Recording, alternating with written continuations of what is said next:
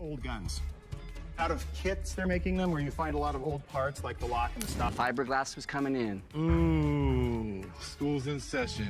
You just got Particularly insulting me with the paint thing, the petty stuff, you know? That's a good-looking bow. Pawn Stars is definitely a fun show that demonstrates some seriously impressive negotiation skills to make the most money possible. So let's start out with a man who brings in something massive.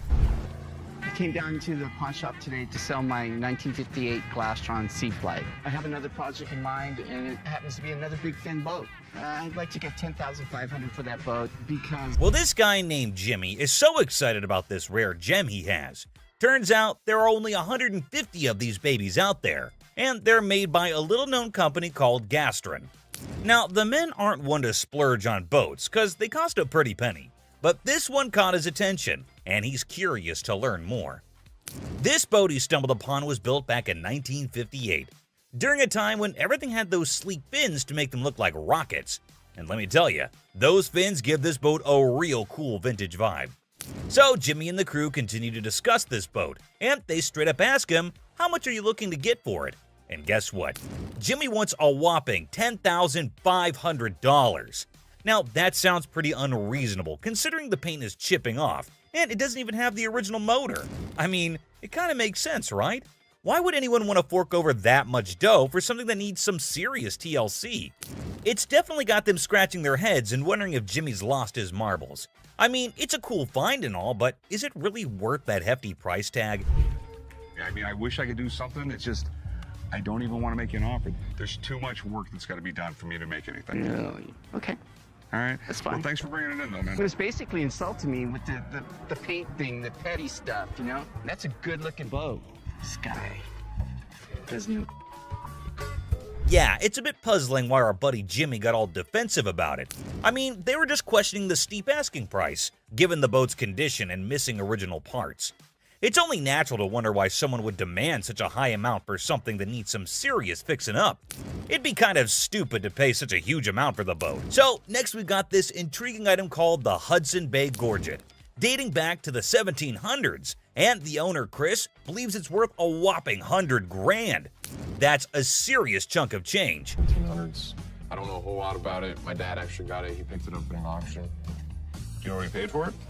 Second mortgage on his house. Now, what piques the interest on the show is the historical significance of the gorget. They mention that even the ancient Romans used similar pieces as a defense against knife or sword thrusts to the neck. Pretty fascinating, right? On top of that, the Hudson Bay Company, one of America's oldest trade companies, used to conduct business with Native Americans.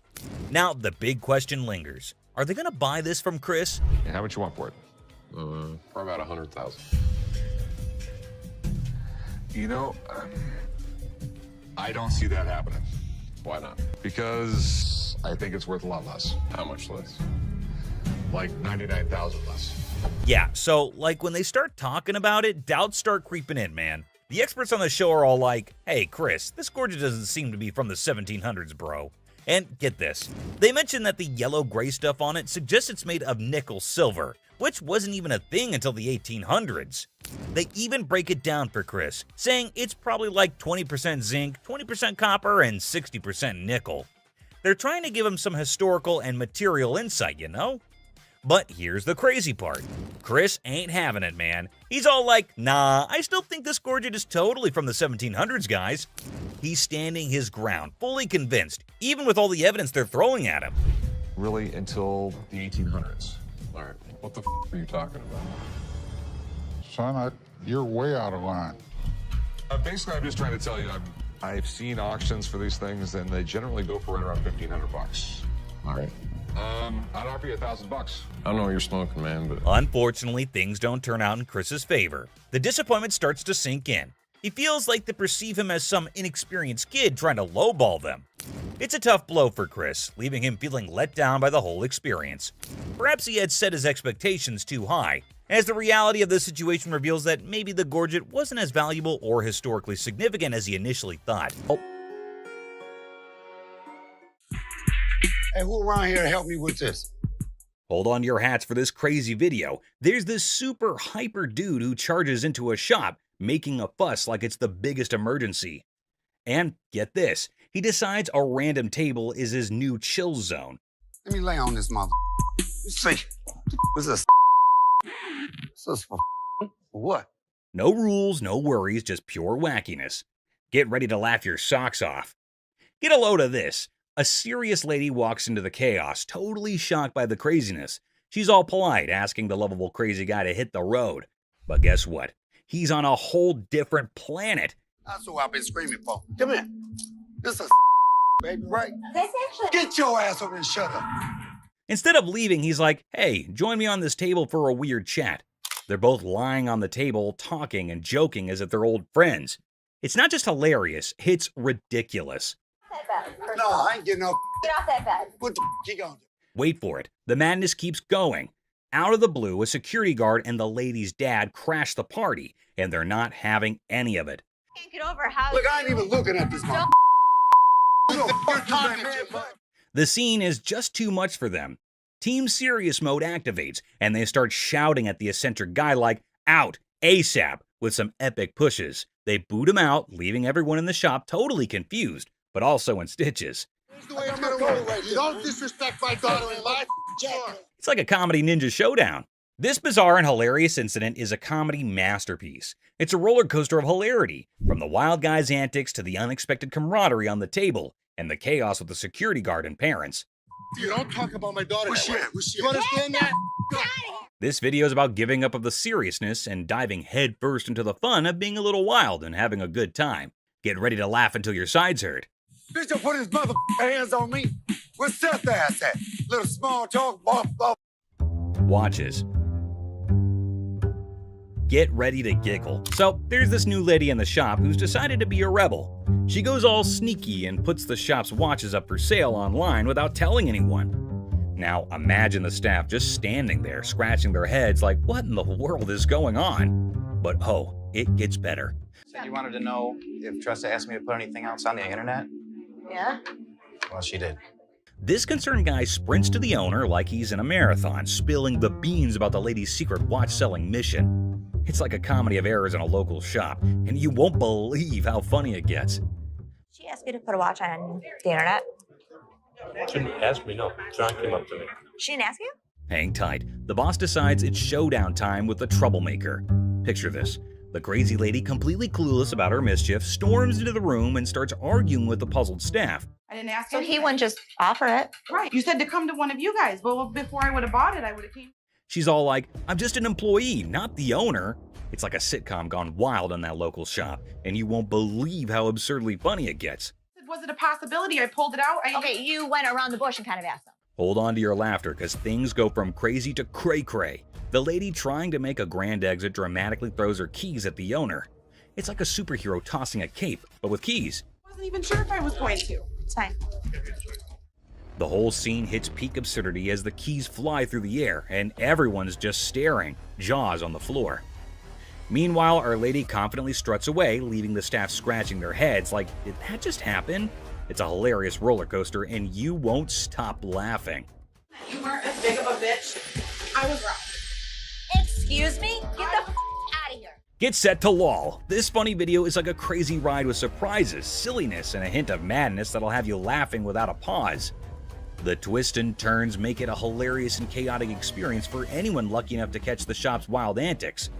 Brace yourself for a good laugh as you watch the madness unfold in the side-splitting comedy script style video. What did she say? That I am the bitch. Get the out of here. Penny pincher. Get ready to chuckle. This hilarious video is all about a super energetic girl trying to convince her super penny pincher dad to hire more security for their shop. She's all passionate like, Dad, we need extra protection. But oh boy, her dad's like, nah, that's just throwing money away. Adding an extra night security guard is an expense we don't need. Dad, I just don't understand. The funniest part? When the argument gets so wild, the girl pretends to be super angry and storms out of the room. It's silly, it's amusing, and you'll be laughing your socks off at their crazy fight. Every single time I have an idea and I bring it to your attention, he then has to walk in. Hold on to your funny bone. This comedy video is pure chaos when the staff walks out, and surprise, the roof is missing. Peel the roof off? Yeah, they peeled the roof. Yep, someone peeled it away like a giant banana. Imagine the team head scratching in disbelief. Their shop literally got unroofed. The alarm company called. They thought it was a false alarm. Is anything missing? I have no idea. Now, here comes the kicker. They start worrying it might be a sneaky robbery. Cue the panic as they sprint to check the CCTV, hoping to catch the audacious roof peeler in action. Get ready for a laughter-packed roller coaster as they dive into this hilarious investigation. Get ready to laugh in this super funny video. They got 2 guys. So they get through the internet room, jump in. The staff at a quirky shop freaks out when they find out someone peeled off the roof for a supposed robbery. Total chaos, right? So they go all detective and check the CCTV footage. But wait for it. Turns out, not 1, not 2, but 3 guys break in. And here's the kicker. Looks like they grabbed the coat right there and then out. So these guys could have been part of a 3-man team. One of them ends up hiding inside the fridge. It's like a comedy show gone wild, leaving the staff scratching their heads and everyone else in stitches. You won't believe the crazy twist in this comical caper. We got broken into last night. Took it for a coat and ran out. I told you that security should have been here at 9. This is the guy? Right there. Here they come again. Les? Hi, how are you? I'm attorney Kyle McQueen. So there's a man, probably an attorney with 2 ladies along, coming inside towards Les at a pawn shop. Now, Les knew about it before. He asked for Les, and fortunately, he was at the counter. He asked why they had arrived at the store. She's retained me to represent her in regard to a ring. Okay. My client brought in a $10,000 ring here, and she wants to either collect the remaining money owed to her on the ring or get the ring back. She's got a receipt right here. This is a counterfeit ticket. He said that he came here for the ring, which they bought from these ladies for $10,000, but they didn't pay and gave them the receipt. Now, he put up the receipt and showed it to Les and accused them of cheating and stealing from the women and taking their expensive ring. But Les was cool and controlled his anger. Whoever produced this ticket didn't understand this is the amount of numbers that are here. Okay. Number 2 is state law mandates that we print the law in a 12-point font. Okay. This is much smaller. That is some bull. It may be bull, but that's the truth. I don't know how I got mixed up, but There's the game-changing point. Les, after listening to him, explained that he will reveal the truth now by showing the real receipt that they had. He went and came back with real receipts that they've been giving to the customers. There, he spotted major differences. He notified him of the major changes in the receipt that he brought. The man looked rather weak and stunned in response. printing wrong or whatever, but this is the ticket he got from here. He didn't get it from him. He didn't get it from him. So now we just liars and we just come I'm here. not saying that you are. So you're trying to send my son a liar. I wish I had better news for you, but That's bull. That's bull. The numbers don't match up. The paper stock doesn't match up. This is a fake. Now you side with them. You're not representing us. I'm representing if you, I but don't you- get my ring or my money from them, how you gonna get paid? The attorney turned to the women, but oh my god, they're still accusing Les of having given them the wrong receipt and asking the attorney to take the money from Les. The man, being down on himself as you can see, argued with. The man showed the evidence to the ladies and told them that they were having the wrong receipt, but they continued to argue. Ticket, how about that? No, I don't believe that the store gave you this ticket. Nah, well, I don't believe you a real attorney. We ain't got it right. This bull. Somebody better give me my money. he's my attorney. You, him, security. Have a nice day. Nah, you got me, bitch. Sorry, young man. The ladies started harassing both of them and started using personal attacks. They were all arguing amongst themselves. Pretty crazy. The attorney went back as he can't do anything for the ladies. How are you? I'm doing okay. What can I help you with? Either trying to get a loan on it or you guys can buy it. Trying to sell it for maybe like $150. $50. Why is it $50? The certificate and everything is in there. And the bag costs actually way more than that. Well, if you can tell, it's actually stained Okay. all through here. I'm trying to sell it for $150 or get a loan for $75 instead of the $50. Yeah, I wasn't interested in more than 50. If you know purses, then you know the As our unsuspecting customer strolls into the kitchen at chaos, little does she know what's cooking today. Ashley, patiently bracing herself for another round of absurdity, politely inquires about what the customer's looking to offload. The girl, blissfully unaware of the purse's actual value, confidently suggests a price that's almost a steal. It costs way more than that. Okay, but I'm not going to pay you for the amount that you think it's worth because it's stained. This is not one of the newer ones. This is not this season. I know about purses. It was torn, it was stained. It's not even the last season's bag. Thing is old. But you still willing to buy for $50 though, so if it wasn't worth it. And now the plot thickens. The lady asserts that if Ashley truly understood purses, she'd gladly accept the offered amount. However, Ashley, standing firm in her claim that the purse is torn and not worth more than $50, creates a hilarious clash of valuation difference. We even say $50. So they didn't say it wasn't worth it. Can I talk to somebody else? I don't want to talk to your pepperoni looking ass. Can I get somebody My pepperoni looking at. Pepperoni ass? I don't even know what that means. Did she take a look at her own ass? Can I get somebody else to talk to? It don't even matter. I don't have to talk to you. And I don't talk to you either, so why don't you go home? Leave Can our I talk store. to somebody Nope. else? Why do I have to talk to you? Because You I'm the disrespectful. manager. I'm disrespectful and you call me a pepperoni ass? Ugly ass bitch. F you. And it's time to cue the drama. Ashley throws out the bold figure of $50, and it hits the customer like a curveball she wasn't ready for. Feeling the heat, Our Lady teeters on the edge of diplomacy and blurts out the unforgettable line. She labels Ashley a pepperoni ass and decides that she'd rather chat with anyone but her. Talk about spicing up negotiations. 3 males walked into a pawn shop. One of the suspects stood at the door as a lookout while the other 2 suspects walked directly over to the display cases. So, like, these 3 guys roll into the pawn shop, just casually strolling in. The other 2 guys, they head straight to the fancy display cases. It's all got suspicious vibes. And then, bam! One of them whips out a sledgehammer and starts smashing the glass. Things are starting to get pretty wild. At some point, a customer from the place is seen leaving calmly while the lookout tells her to hurry up. The suspects appeared to be wearing heavy-duty gloves in order. At one moment, a person from the shop strolls out all calm, and someone's keeping an eye on her, urging her to speed up. The people thought to be involved seem to have on these tough gloves, maybe so they don't get any cuts. Not to get cut while removing the glass from the cases. Both suspects placed the jewelry and many other valuables in the bags. So when they took off the glass from the cases, both of them put the jewelry and lots of other valuable stuff into bags. After that, they hightailed it out of the store in a black Mercury marquee. Case at? Where the case at? Where is it at? Where he put them on? A guy storms into the pawn shop all worked up and starts shouting about a missing case. He's demanding to know where it is, and he appears to be accusing the staff of removing. The feeling of stress in the air is increasing, and it's obvious that something is wrong. You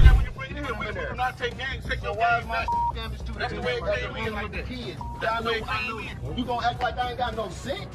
He's accusing us of taking games out of his unit. Look at the ticket. It never said with game. The atmosphere gets even more intense as the guy accuses the pawn shop of messing with his games. Les, the cool guy at the pawn shop, stands his ground. The customer's getting more agitated, making accusations and even talking about blowing up the place, which is just adding to the chaos.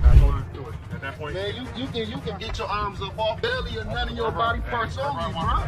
After all the stress I have, the last thing I need is a customer causing a scene. Despite the escalating situation, Les stays calm. He tries to talk sense into the upset customer, especially with a big event coming up the next day. I know how to walk. I ain't literally because I ain't part of the week, and y'all motherfuckers in my middle really putting them motherfucking games in there. And you wasn't even standing there when I positive. Somebody need to blow this place up. It's time to go, sir. You ain't gonna get my window. I'm not. Let go.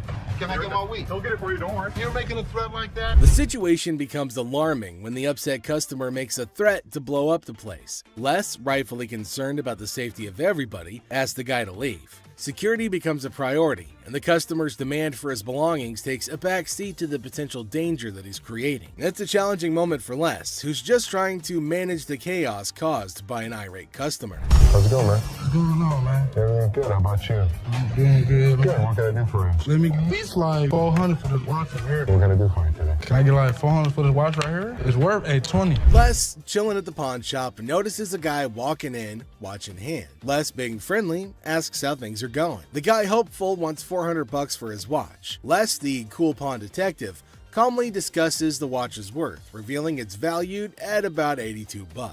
Come on, tell me the truth. What'd you really pay? Telling you the truth, man. Come on, give me four for this watch, man. Come on, man. We deal in high-end watches. This was worthless. Nothing for us to deal with. Come on, give me like $450 for this watch. Why are you yelling at me? I got a baby on the way, dog. Congratulations. I'm sick of living at the crib, man. My girl on my head. The negotiation heat rises as the guy insists on $400, but Les suggests $7. The guy, pleading and sharing his life story about a baby on the way, asks for $400 again. Les stands firm, offering him the same price, which leads to a bit of yelling. The guy, feeling frustrated, calls the place bull ass and expresses his discontent. You want $10? I don't know. So I'm do with $10. I have no idea. Go to Coney Island. Give me Coney Island is $10. good. I don't know. Coney Island no $10. Got a baby already gonna do this to me, dog. You looking like a crazy boo. The tension escalates and the guy feels disrespected, using strong words and even threatening Les. Les, staying cool, suggests maybe he should have been given $400, hinting at a broken lamp that needs payment. The situation gets intense, with the guy considering if he should have taken the deal. Cash for this watch, man. 400. I'm sorry. This is a bullshit ass place, man. This whole ass place, dog. Excuse me. You call it what? You call him a bitch? You? I'll knock you the out. You don't know who you talking to. Tell me. Dog, don't touch me, homie, dog. Touch me, dog. Then maybe he would have been able to pay me for the lamp that he broke. Yo, I'm off with you, dog. The guy, still upset, leaves the shop, but not without some fiery words. Les reflects on the encounter, realizing maybe he should have given $400 to avoid the chaos. The drama ends, leaving behind a mix of emotions and a used watch. Life at the pawn shop remains unpredictable and full of surprises. How you doing today? Hey, pretty good. How are you? Real good, thanks. I'm Les. Listen, Randall, how are you? Randall, oh, you got a hell of a grip. Wow. What the hell is it? Call it a ring. Okay. I didn't think it was a bus. How'd you get it? I just got it. This guy smelled like a brewery. Okay. How much did you want?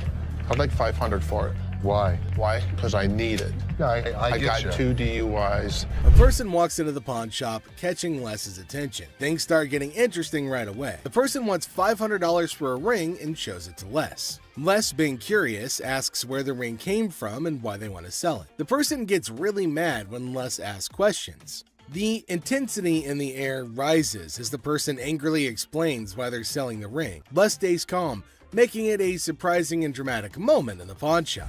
Well, if it was gold, I'd give you more than 500, but it's not real. I know it's worth $500 and you're going to give me 500. Well, actually, if this was gold, but it was brass, it had no value. I understand. You have court issues. The problem is, I need $500 for it. I'm sure you do. Man, I don't know why you need. As the conversation continues, Les drops a bombshell. He tells the person that if the ring were real gold, he'd offer a whopping $2,500. Feeling a glimmer of hope, the customer suggests, just give me the $2,500 then. Expectantly awaiting a positive response, Les, with a touch of humor, reveals the harsh reality. He explains that the ring is fake, not even worth $500, and he won't pay that much for a counterfeit ring. You got to give me something for it. I can't give it to you. I'm sorry. Give it to me anyway. Man, you can give me something for it. No, you give me something Just don't for beat it. on the glass. This guy was drunk. You give me that ring back. Give me that. It's the. I ain't going nowhere. Man, get away from me. Get out of here! I go, man! You man?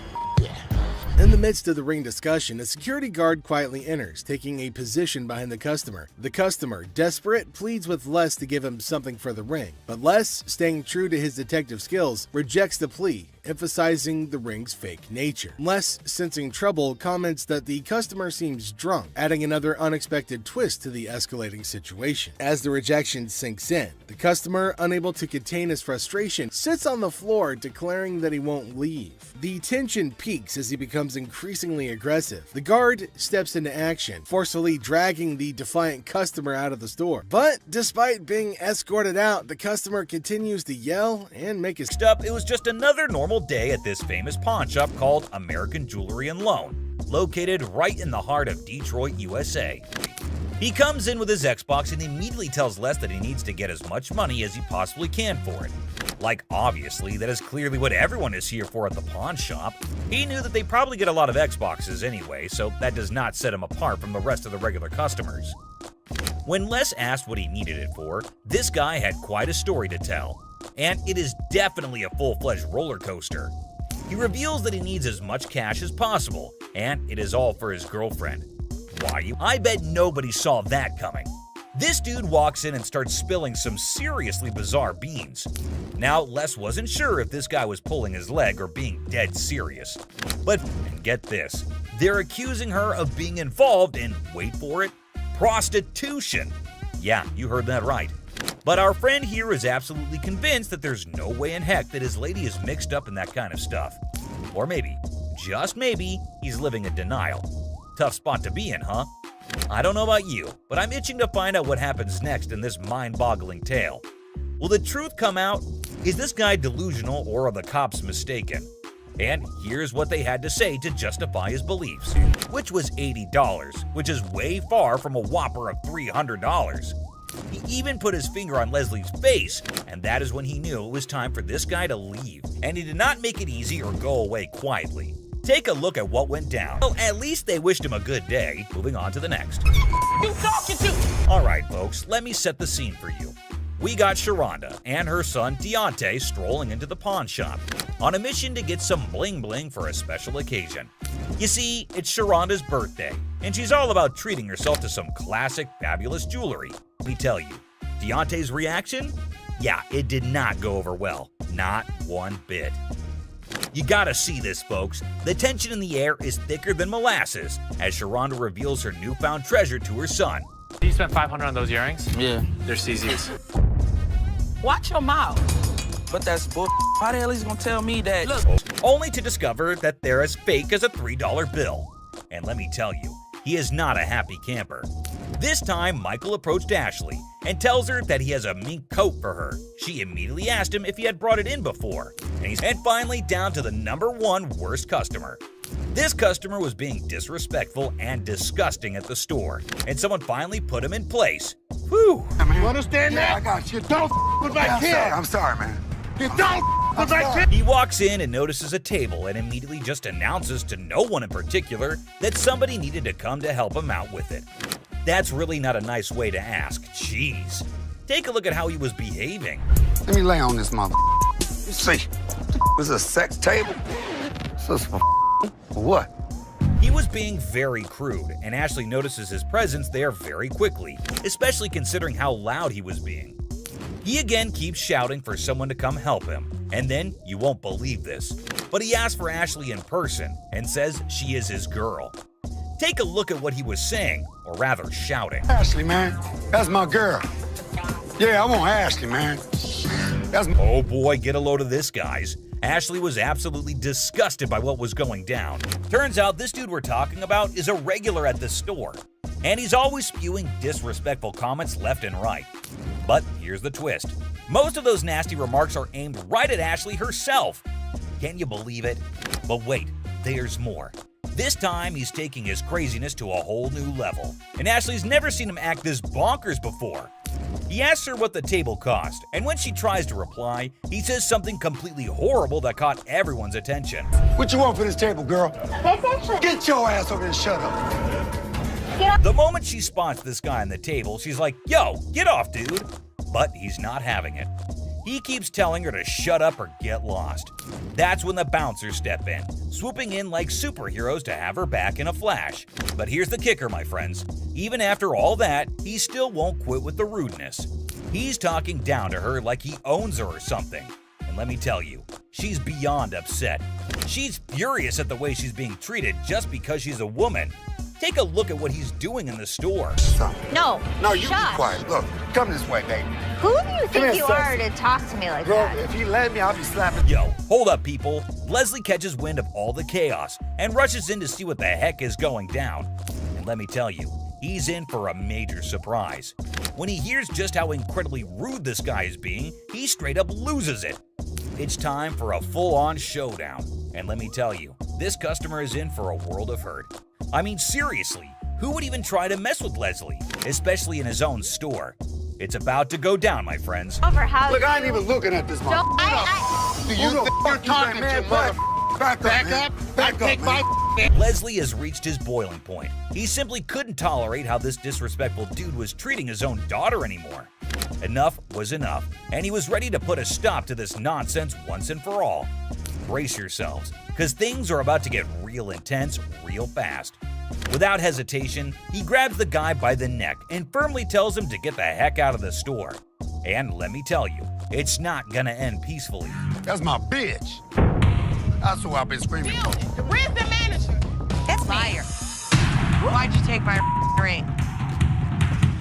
With this customer who left their manners and respect at the door. This episode, we've got Les who's greeting a customer. Now, the customer's looking to sell a TV and asks how much Les is willing to offer. Les mentions that they typically sell similar TVs for under $250, which prompts the customer to express her desire for $500. Les naturally balks at the request, stating that he can't offer that much. But the customer then starts negotiating, asking what she needs to do to get the $500 that she wants. Hi, I'm Les. Nice to meet you. Sure. I'm looking to get rid of this. How much did you want for the TV? I want $500 for it. That's what I was thinking. We actually sell them for under $250. Okay. So I could give you 100. 100? 100. I need $500. And I wish I could give you 500. What do I gotta do to get you to give me $500? In a comedic turn, the customer suggests her breasts as a bargaining chip, asking if they're worth $500 to Les. Les, to his credit, responds with a little bit of a bemused expression, indicating that, sorry lady, they're not. The customer confidently asserts that her breasts are valued at $7,500, but Les remains unimpressed. He remarks on her attempt to negotiate with her boobs and expresses disbelief at her strategy. The customer, undeterred, insists that she'd never play dumb before provocatively suggesting that she's all there by flashing her breasts. Are these worth $500 to you? Not really. No, these aren't worth $500. Really? They're $7,500 for these, okay? $7,500. I want some. He was one of those people that tried to negotiate. What can I say? Les maintains his professionalism, refusing to be swayed by the customer's unconventional tactics. He humorously remarks that anybody who flashes their breasts in a store must be all there, to which the customer confidently agrees. However, Les ultimately declines her offer, suggesting that she go elsewhere. Oh, I am all That's there. what I just said, and I could see. All there. You were all there twice. Thank you. Forget it. Thank you very much. In the chaotic morning hustle of the pawn shop, Les notices a shady character browsing through merchandise with dubious intentions. Approaching him, Les demands an explanation, only to be met with a flimsy excuse about being kicked out of his mom's place. The guy then tries to pawn items off as coming from his mom's basement, but Les sees right through the charade. Now tension rises as insults fly, setting the stage for a showdown between Les and the would-be thief. First thing in the morning, I see a guy walking around the store pulling off my shelves. What the hell's going on? Hey, man, I need some money. I got kicked out. My mama kicked me out last night. My mom's basement. Tell me where you really got the vacuum. My mom's basement, man. Where do you think I got it from, fool? I'm sorry, what'd you call me? A fool! What are you gonna do about it, bald-headed? What do you want me to do? What are you gonna do? What are you gonna do, buddy?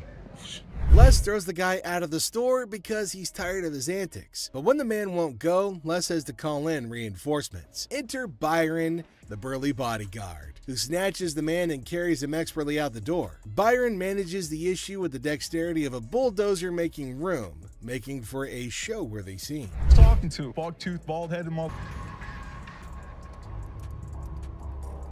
It's time to go. Oh, man. Get out of my store. You understand what I just said? But just as Byron is leading the guy outside, his pants decide that they'd rather pull around his ankles, exposing a little bit less than friendly underwear. But that's just the icing on this whole dumpster fire of a day. As Les sees the guy's humiliation happen, he can't help but laugh. And without warning, another day at the pawn shop comes to an end, leaving us all to wonder what mischievous adventures lie ahead in this crazy world of wheeling and dealing. Do it. Keep walking, buddy. You start stealing stuff from my store, it's time for your ass to be thrown out. Stand up. And what an ass that... The scene starts with Ashley getting a bit annoyed, telling the customer not to test her patience. Now she's in a hurry and warns him to speed things up. Then the customer tries to copy Ashley by snapping their fingers, but Ashley quickly shuts it down. She acknowledges the imitation, but firmly puts them in their place with a clever comeback. Even though they're joking around, Ashley still shows that she's in charge and she's not going to be disrespected. Don't get me. I'm gonna get very, very angry right now. Okay. And if you can like hurry it up, then that's better. I can. Hurry it up. Okay, you ain't gotta snap the fingers, sweetheart. I was just imitating you. Okay, but you ain't gotta go that far. You behind here. Oh. Okay. I don't really have all day for this. You want 20? I want 40. Things escalate when Ashley catches the customer imitating her again. This time, she's not as amused. With a mix of annoyance and humor, Ashley tells her to knock it off. She's not playing around anymore. Finally, she wraps things up with a funny twist, saying goodbye with a playful fake travels instead of the usual safe travels. It's a perfect ending, showing Ashley's authority and humor all in one. Are you imitating me?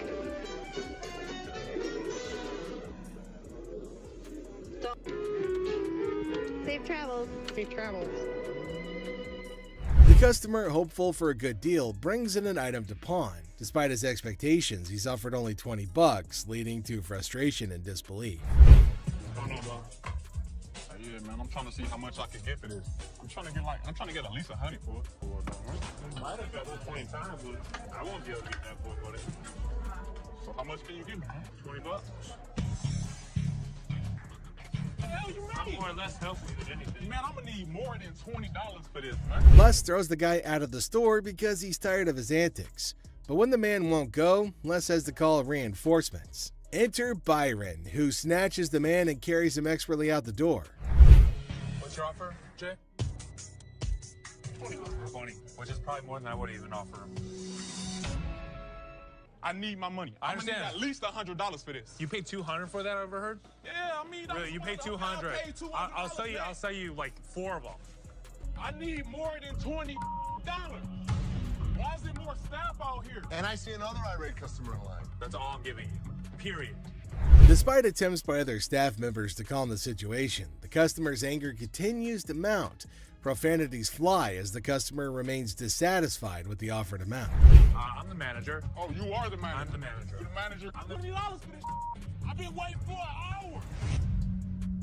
Yeah, take your out of here. How about 100? You can give me what the I'm gonna do with $20. Don't know. I need more than $20. I had to calm this situation down. Take your out of here. $20? What the I'm gonna do with $20? This is pretty cool, man. Absolutely. Pawn Stars isn't all about selling and buying old stuff all the time. There are also times when sellers come in with the brand new items they never even touched. From Pokemon cards and Babe Ruth baseball cards to World of Warcraft Frostmourne Sword. Here are some of the untouched items on Pawn Stars. Pokemon cards. I have probably the world's #1 Pokemon collection inside this case. Cards, and they're all Charizards. When this man came into the shop, he brought a huge collection of Pokemon cards in a big box, and all the cards were Charizards.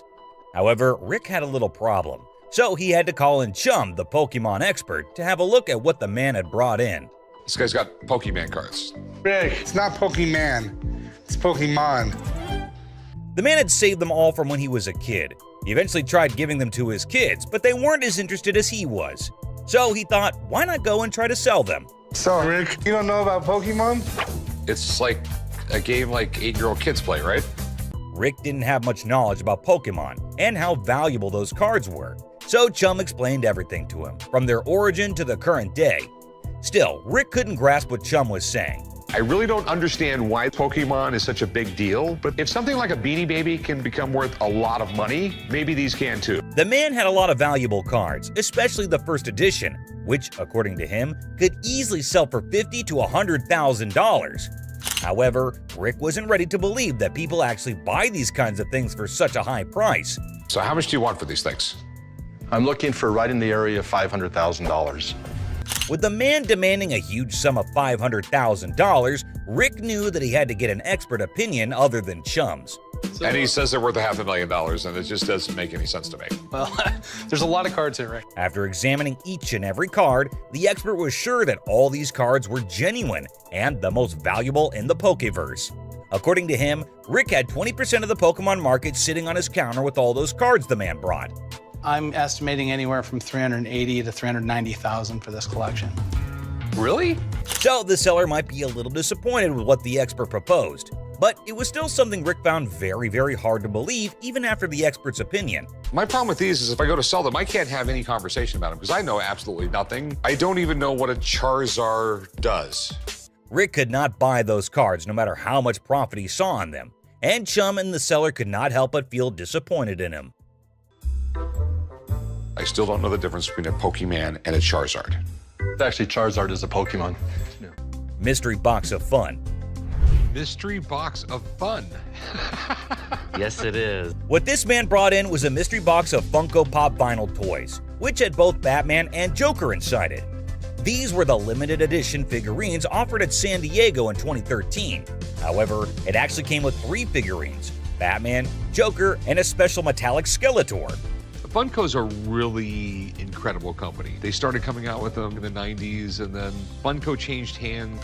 The seller was a sushi chef, and he wanted some new knives, so he thought, why not go and sell his brand new untouched toys to the pawn shop?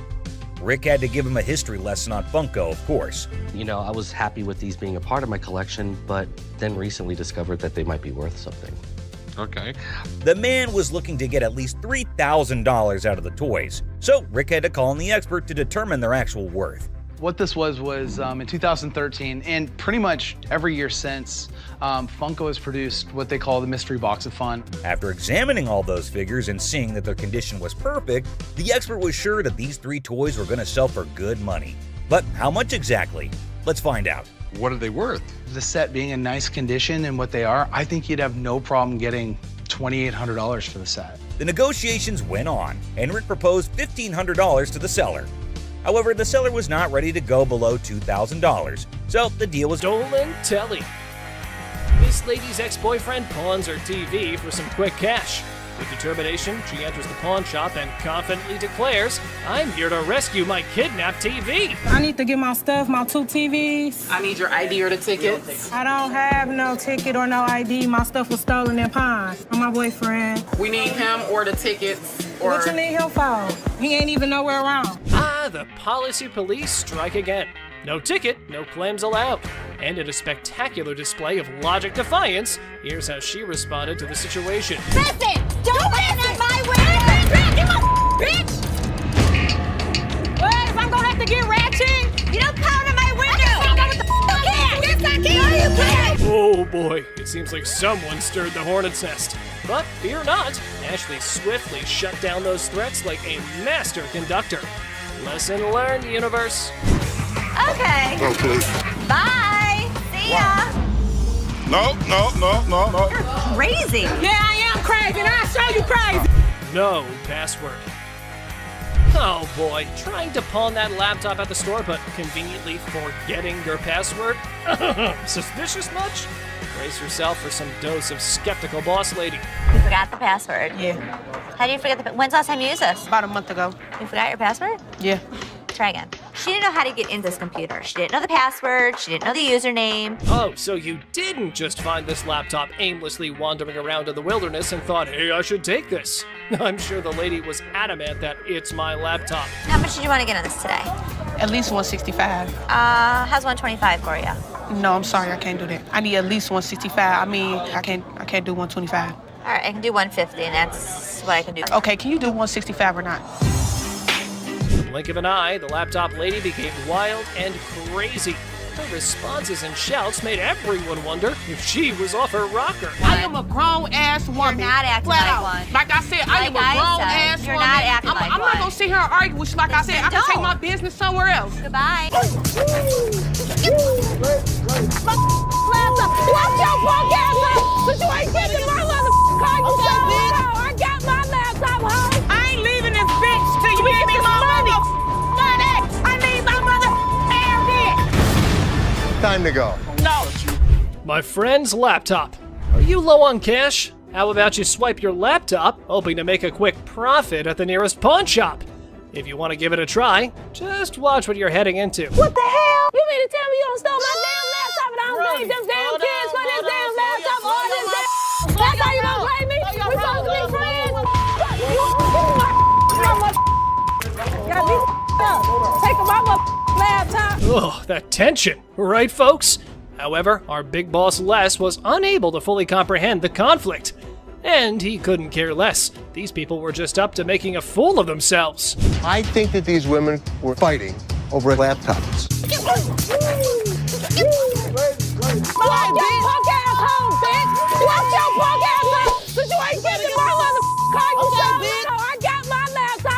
But we, being a sucker for drama, sorted it all out.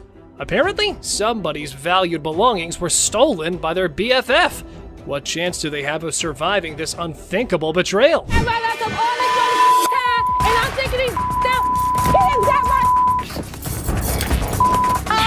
Okay. All right, that's enough. That's enough. All this time, my laptop was missing, but I got my laptop. That's all that matters. All right. Earring error. In the dazzling world of pawn shops, we find a woman aiming to part ways with her prized earrings. But only if things were that simple, then there wouldn't be a whole show made out of it. I'm here to pawn these earrings. Okay. Trying to get $350 for them. Why do you need the money? It's none of your business why I need the money. Pawn my mother jewelry. We all know that our big boss here has quite a keen eye for the merchandise he deals with. And warning, you better watch out if you try to sell him a knockoff. These are real. They are real earrings. They're just not real diamonds. They are. No, they're not. They are real. How the you gonna tell me just by looking at my that they not real? They're not real. As things were getting hot, the woman kept getting non-negotiable. That definitely makes a reality TV treat. Keep it coming, girls. Ladies that act like ladies are treated like ladies. No, it don't work like I ain't leaving this bitch till you give me my money. I need my mother. Time to go. Stubborn guy. Our Mr. Clumsy here managed to turn his girlfriend's car all wrecked up. Now, he's off to pawn his genius-level ideas to fix the car and his relationship. I need to pay my court fees. I got a DUI, crashed my car. Well, her car. I took her car with a couple friends. You just need to get as much as you can. It's not your damn business. I'm here for you. All full of himself, he went all gangsta mode on Seth, trying to get money for 2 of his rings. Did it work? Nope. However, things were about to get more annoying. What's the highest you'd go? $900. That's ridiculous. Tell him what it is. No, don't tell me what to do. Stop talking. Stand behind me. What's the problem? Tell her to stand behind me. This is men talking right now. Our boy's respect for his girlfriend shines through as the negotiations heat up. Hold on to your seat, because this encounter was a true lesson in having proper manners. Maybe we should just take the money. That. Stop talking. Just Dude, stop seriously, talking. why are you Just such an stop. ass? No, you need. No, I don't need to. You're my store. This It is my my property. business. This It's is not my your property. Do I She's her tell own your person. property what to do? Hopefully one day she'll wisen up, move on, and realize that this guy's a complete tool. Mother-daughter feud. Well, ladies and gentlemen, hold on to your liquor bottles for a heartwarming episode of Mother-Daughter Treasure Hunters. They had gathered some priceless junk to fund their world tour. So what you got? I got some really expensive stuff. Show me. Some old liquor bottles. Some old albums. Stamp book. Didn't you think he worth something? No. You got a whole lot of nothing going on over there. But wait, Les examines their items and deadpans. Sorry, ladies, it's all junk, no worth.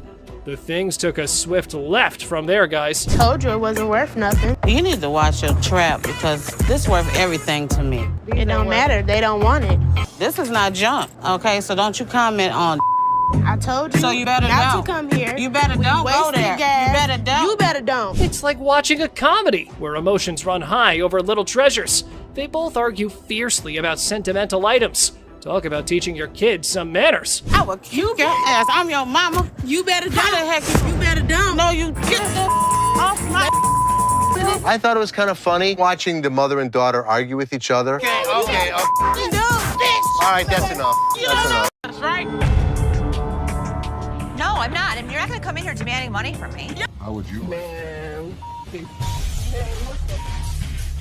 Customers usually go through several stages when they hear that their item's not as valuable as they thought. The first is disbelief, followed by denial, anger, and even assault. In this video, we see a woman who assaults a security guard, another insults and body shames Ashley, and one almost takes a swing at Les. The thing all these people have in common is that they were shocked at the real value of their item. Yes, ma'am. I was coming to pawn my ring because I have to pay my rent. It was due a couple weeks ago. Oh, okay. Why you keep looking at my ring like that is real? I mean, what, you want the studs on my lip or something? Pawning it. I'm not buying it. You're just pawning it. You want to pawn it? Keep control of herself. I don't know what the hell her problem was. I don't give a what her problem was. She's lucky my security staff didn't beat her ass. There's never a shortage of people who don't know their item is fake. The truth makes this woman explode at Les, but she never stands a chance because Les has backup. Hi, I'm Ashley. I'm Nana. Nana. I called up here and I got an estimated price, and they told me that I could get $400 for these. You called up here and got an estimated price. Yeah. Who did you talk to? Nicole? Nicole. Over the phone? Yes, ma'am. But we don't see them over the phone. She's lying. Where Nikki at? Nikki. Nicole. Well, which is it, Nicole or Nikki? Listen, it's real diamonds. All I know is I need my $400. All right. I'm looking at the diamonds, and I know right off the bat the weight is just not gonna make it. I know I am not gonna be able to help her. I can do 185. No, I'm not. I mean, you're not gonna come in here demanding money from me. Yes, I am, because that's what I called for. Nikki! What? No, Nikki! Where's bitch at? She all of a sudden darted away from me, started screaming for Nikki. It was like a bat out of hell. A customer comes in to pawn her jewelry, but she's not ready for what Ashley has to say about it. Excuse me.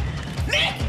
First of all, you're not gonna scream in my store. No, first of all, you're not gonna walk up on me either. This is Nikki, and they told me that they were gonna give me $400. Oh, so look at and these now they telling me that I can't get my money and I need this now. Don't you dare. I need my money right now. I don't know what this chick was talking about. She was very confused, but I know one thing for certain. Nana needed to go.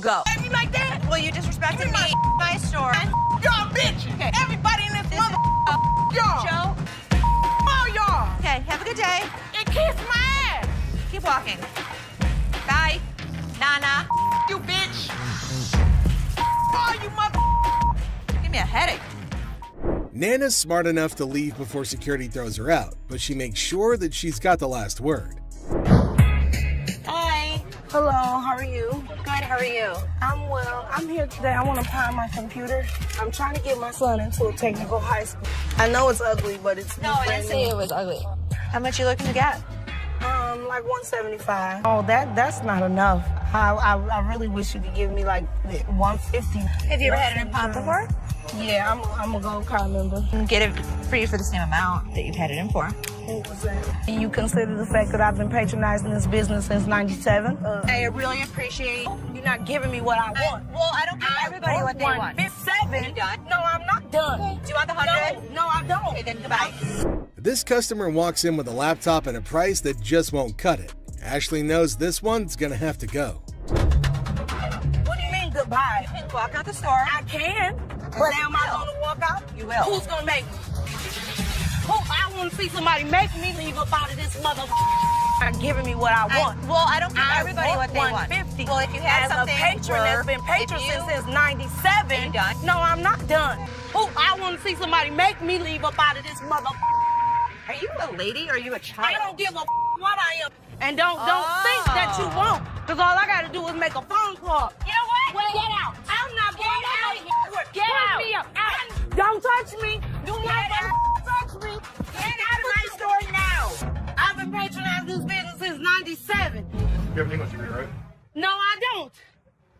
Yeah. Despite Ashley's efforts to help her, the woman goes ballistic. Felix, the security guard, escorts the woman out, but she doesn't go quietly. I was coming in to try and get like $1,500 for this. Okay. I'm trying to get my baby daddy out of jail, and I've been really trying to work things out with us. I love him dearly. I was his first phone call, so that lets me know that he loves me. Huh? No, not $50. I want $1,500 for these. I can't help you with that. I said. I don't care what you said. I said I want $1,500. I'm not giving you $1,500. $1,500. I am not giving you. To get my man out, okay? I want $1,500. What part of that you ain't understanding? You need a hug. No, don't give me no damn hug. Oh, you need a hug. I don't want no damn hug. Get off of me. Put that baby. I don't want no hug from you. Sure. I don't want no hug from you. Kiss my ass. Gave her a hug. The woman comes in to trade baseball cards. However, the only thing she manages to do was initiate a shouting match with Ashley. This one is put out the door fast. How are you? I'm doing okay. What can I help you with? Either trying to get a loan on it or you guys can buy it. Trying to sell it for maybe like $150. It's $50. Then you know this is cost way more than this. Okay, but I'm not going to pay you for the amount that you think it's worth because it's stained. This is not one of the newer ones. This is not this season. I know about purses. But you still willing to buy for $50 though. So if it wasn't worth, why would you even say $50? So they didn't say it wasn't worth. Leave Can our I talk to store. somebody Nope. else? Why do I have to talk to you? Because You I'm the disrespectful. manager. I'm disrespectful and you call me a pepperoni ass? Ugly ass bitch. You're Now not what? the owner. The owner is the other man. You must have. How you get here? You your way to the top. You. Customers are just shocked when they're told the real value of their item, but this customer's just straight up disrespectful.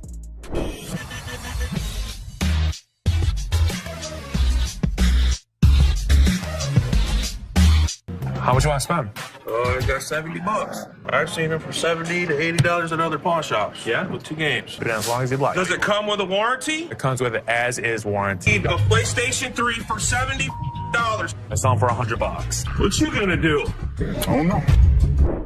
The PlayStation's really hot stuff at the moment, but the customer who wants one is far from hot. He's mostly just hot-headed. I ain't been shot already. What?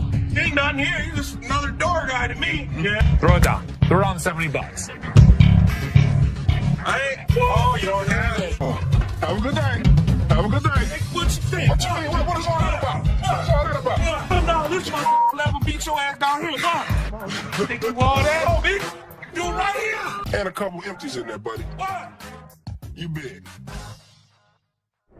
The guy went from shocked to shouting in a heartbeat. Unfortunately for him, the pawn shop doesn't tolerate that nonsense.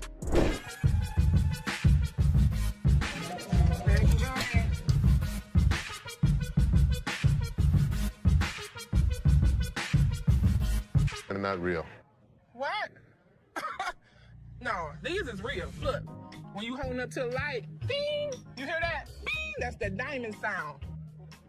Don't you think I would offer you money for it? No, I know what this is. Why your big ass standing here?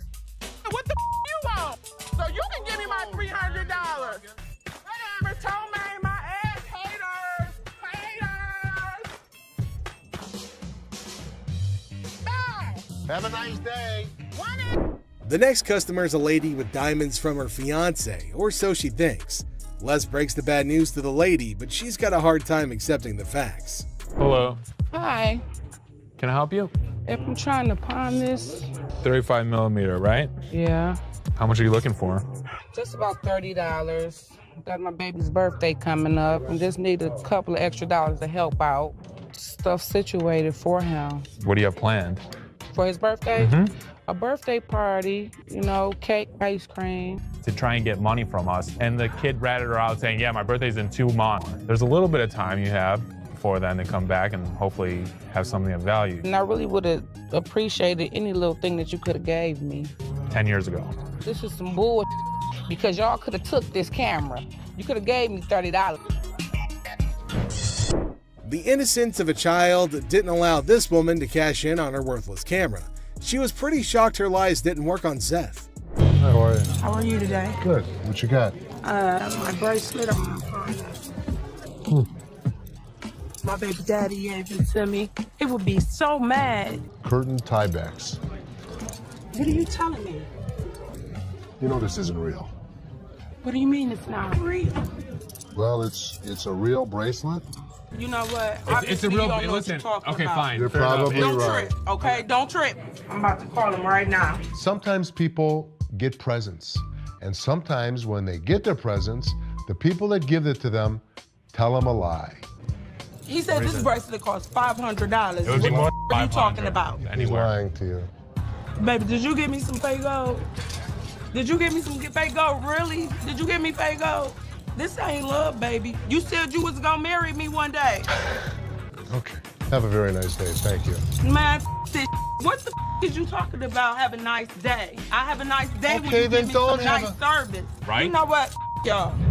I'm about to take it a real jewelry store that knows something. That's what I'm gonna do. The amount of men who give their women fake jewelry in Detroit is absolutely crazy. This woman is shocked, betrayed, and angry when she learns the real value of her jewelry.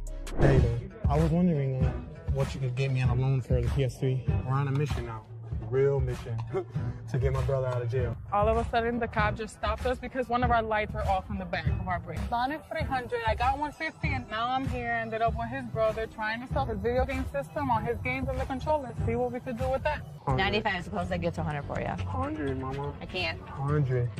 I normally would have given $80 on this game unit. I went $15 over, and that wasn't even good enough. But too bad I couldn't help her out because I wanted to help her.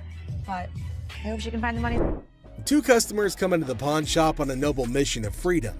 However, Ashley lets them down easily, but at least they take it better than most customers in this video. Pawn shop because we, is in need of money. And we're trying to pawn this VCR and this TV. Okay, will you put it on there like that? You ain't seen no income. You wouldn't. Where's the income? You want to go to the So what? I was ready for them to have a full-out brawl out there. Get your ass on somewhere. No, get your ass on, hockey ass. I tell all ladies and everything. Can I help you guys? Why are you guys fighting? I kicked this. What he said, it was offensive. Yeah, pretty good TV. Sell it. Actually, yeah, we gonna pawn this. No, the TV didn't get dropped. 20. It works. $20. All right, 20 will work. Hey, you can each get 10. Oh, you agree now? All right, just give it to this gentleman. We're gonna do this for 20. Just go online, get your ticket, and get your cash. This is a general conversation. Okay, well, we still in a relationship, though. Tiffany, seriously, maybe you should go in the parking lot and You're space right. for him. You're right. I am gonna bring him the parking lot. Freckles really pretty. I like that. A chaotic couple barely makes it to the pawn shop before smashing one of their items in an argument. The couple is more sad than shocked that they've rendered their items worthless. Hi, how are you? I'm good. How about yourself? Doing all right. I've got a ring I want you to take a look at for me.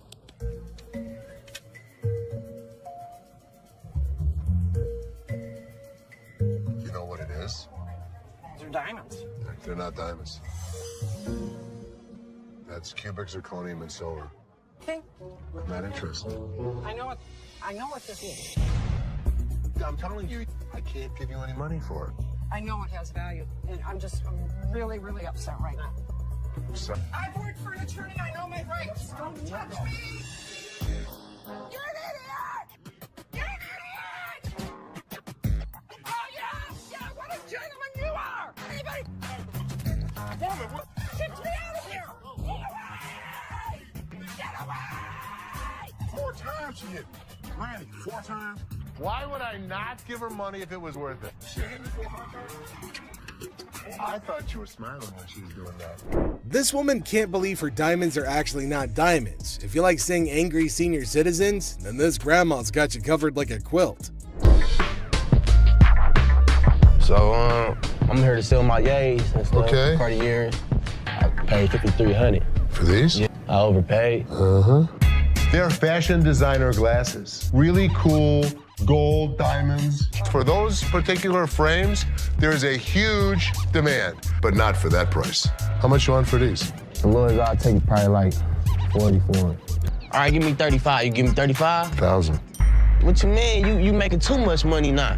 I sell this stuff cheap, man. Look, I ain't pay 1,000 for these. I know feel you me? didn't. I can feel you. Well, that ain't, you don't feel me, you know what I mean? I can feel you. You see how he talking? Talking like a kid and You don't know who the f I Man, am. You don't know where the f I was raised. Like and you're I just said, talking. Well, flat out, man. I ain't leaving, dog. Come on, baby. Young buck. What's up, baby? No, we out. You on that petty shit, dog. That petty ass money you offering. That's why ain't nobody with y'all. You feel me? I feel you. Les is offered a cool pair of glasses, but he knows they're not cool enough to be worth what the customer's asking. The customer doesn't take the news well at all. Welcome to the channel, guys. Okay. Oh my God. Get your hands off. Blurry-faced guy. We'll buy this and pawn this and that and give you $350 total. Get set for a crazy moment in this pawn shop. The shopkeeper and a customer are going at it in a big argument, trying to make a deal or who knows what. But wait for it. Out of the blue, 2 dudes in fancy clothes with blurry faces bust in like old school detectives. The shopkeeper's scratching his head, clueless, but here's the kicker.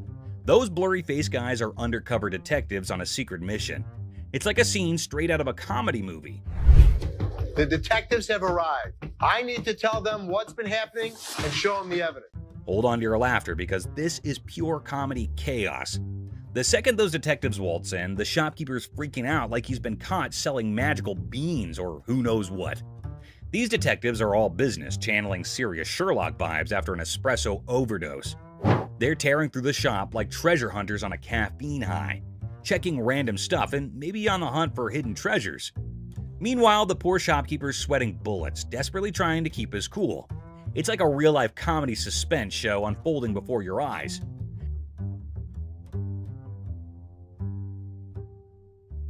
Get ready for the wild ride of the century. These detectives, giving their best modern-day Sherlock and Watson vibes, decide to ramp up the drama with technology. It resembles they're on an investigator show marathon watch as they jump into the security camera film.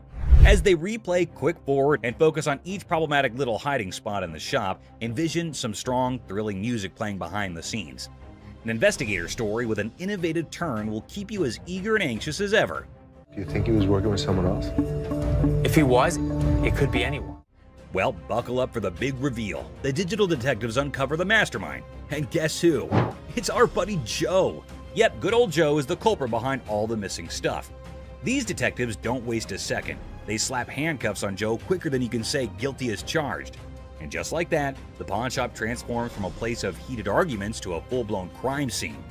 The shopkeeper, still in shock, watches as Joe gets escorted away by the police, handcuffs and all. The whole situation is so bonkers it can make anyone burst into laughter. It's like a comedy show with mix-ups, detectives with blurry faces, and a surprise twist. You'd be left thinking, did that seriously just happen? It's pure comedy gold, my friend. Comedy gold. A massive fraud. This one will truly astound you, so hold on to your chairs.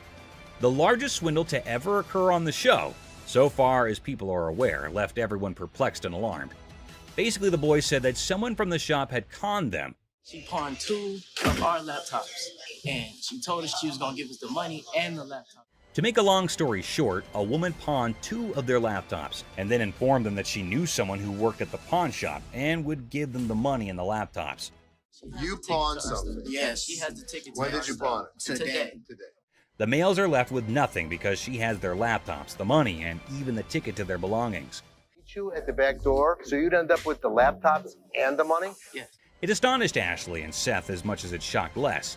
This girl told you one of my guys would meet you at the back door, so you'd end up with the laptop? Les or anybody else was unable to stop it now. Les then thought of a strategy, though. If you can find out which one of my employees, you give me the guy's name, I'll give you the computers. At that point, the youngster had a glimmer of optimism and left, believing that perhaps they could apprehend the employee. Well, let me tell you something. We've been scammed before, and I will not be scammed again. Les then requested that Ashley look up the buyer of each laptop they had that day on their background. Les realized something had clicked when she spent the entire day going through them and finding nothing. You're able to witness it. You'll get the money and the laptops. You go, hell yes, let's do it. Thus, these children were not the victims themselves. Instead, they had been attempting to con them all along. Well, here's the way it works. Nobody gets out of pawn without paying for it, and nothing goes out the back door. This time, they weren't duped either, although the kids did cause Ashley and the others a lot of worry during the day. The bag. Imagine this super funny video with a lady who's basically playing the I'm lost in a bag shop game at a crowded mall. So there's this awesome comedian pretending to be her, right? She strolls in like she just landed from Mars, completely clueless. Yeah, okay, I went to get my purse back to make my payment. Then, out of the blue, she locks eyes with a black bag, and boom! She's convinced it's her long-lost twin, with a mix of determination and total confusion. That's my purse right there. That one right there, the black one. So I want to know why it's out there. She marches over to the lady in charge, ready to solve the mystery of the twin bags. It's like a comedy treasure hunt in a bag store, and you're in for a hilarious ride. Get ready to laugh your socks off. Here's the money. I want the purse. That bag was never in pawn. Now get this. The shopkeeper, a comedic genius with timing that's spot on, coolly spills the beans. She says, hey, this bag's not yours. But oh no, our lady on a mission won't back down. That's not your purse. How do you know it's not my purse? Because that purse has been out there. Let me see it. With this epic confidence, she declares, "No way, this bag and I go way back. They're like childhood buddies." And here's the best part. You want to buy it? I just want to look at it and make sure it's not mine. She throws down the ultimate challenge. "Bet you this bag, if it's not mine, I'll hand it over." But trust me, it's practically family. It's like a comedy duel in a bag shop, and you won't believe how hilarious it gets. Oh my God. Get your hands on me. Meet Cam, the scene stealer of the century. Picture this, chaos in the bag shop, and here comes Cam, our superhero security guard. He's like, "Hold my coffee," and smoothly escorts the determined bag enthusiast off the counter. Have a nice day. Let's go. Walk yourself out, yo. You. Walk But wait, she's clinging to her bag like it's a ticket to a comedy show. The laughs hit the roof as Cam keeps his poker face while chaos reigns. This video's a comedy roller coaster. And Cam, the unsung hero, it's a laugh-out-loud male adventure that you don't want to miss. Go to see with that pole, right? Go. Bitch! Go where you got to go. I'm gonna kick your ass. You wait. Sign of free cash. I was trying to find out because your sign was saying that I can get 30 days. In the pawn shop sitcom, the worker dazzles the customer with the prospect of a 30-day cash fiesta. The seller, with a classic "How can I help you" line, unwittingly opens the door to financial freedom hilarity. It's a tale of interest-free loans, dollar storage fees, and a comedy of errors that promises 30 days of pawn shop shenanigans. But that's not what the y'all sign is saying. Misreading it. No, you're misreading it. The customer attempts a 30-day free cash caper, armed with a misinterpreted sign. The seller, caught in the crossfire, insists it's an interest-free loan bonanza, not a free cash party. Cue the comedic chaos as the customer points fingers, and the pawn shop sign becomes the unintentional star of a sitcom episode gone haywire. I need my cash. It says it right here. Free cash. The customer demands free cash like a rock star on tour. The seller, armed with the reality of interest-free loans, faces a barrage of demands. The customer, teetering on the edge of pawn pandemonium, enlists a surprise ally, a sassy woman who jumps in the scene like a comedy superhero. Cue the applause for this unexpected twist in the cash crusade.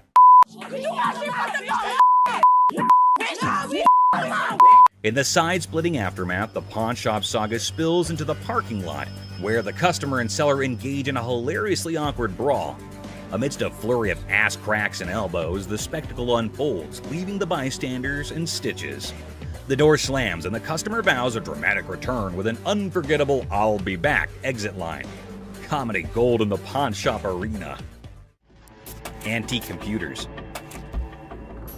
Got some equipment here. Yeah. We need some money. We're going to out west. In the pawn shop time machine, two hunters strut in with ancient computer relics. The seller, bewildered by their outdated tech, questions if they're stuck in the 80s.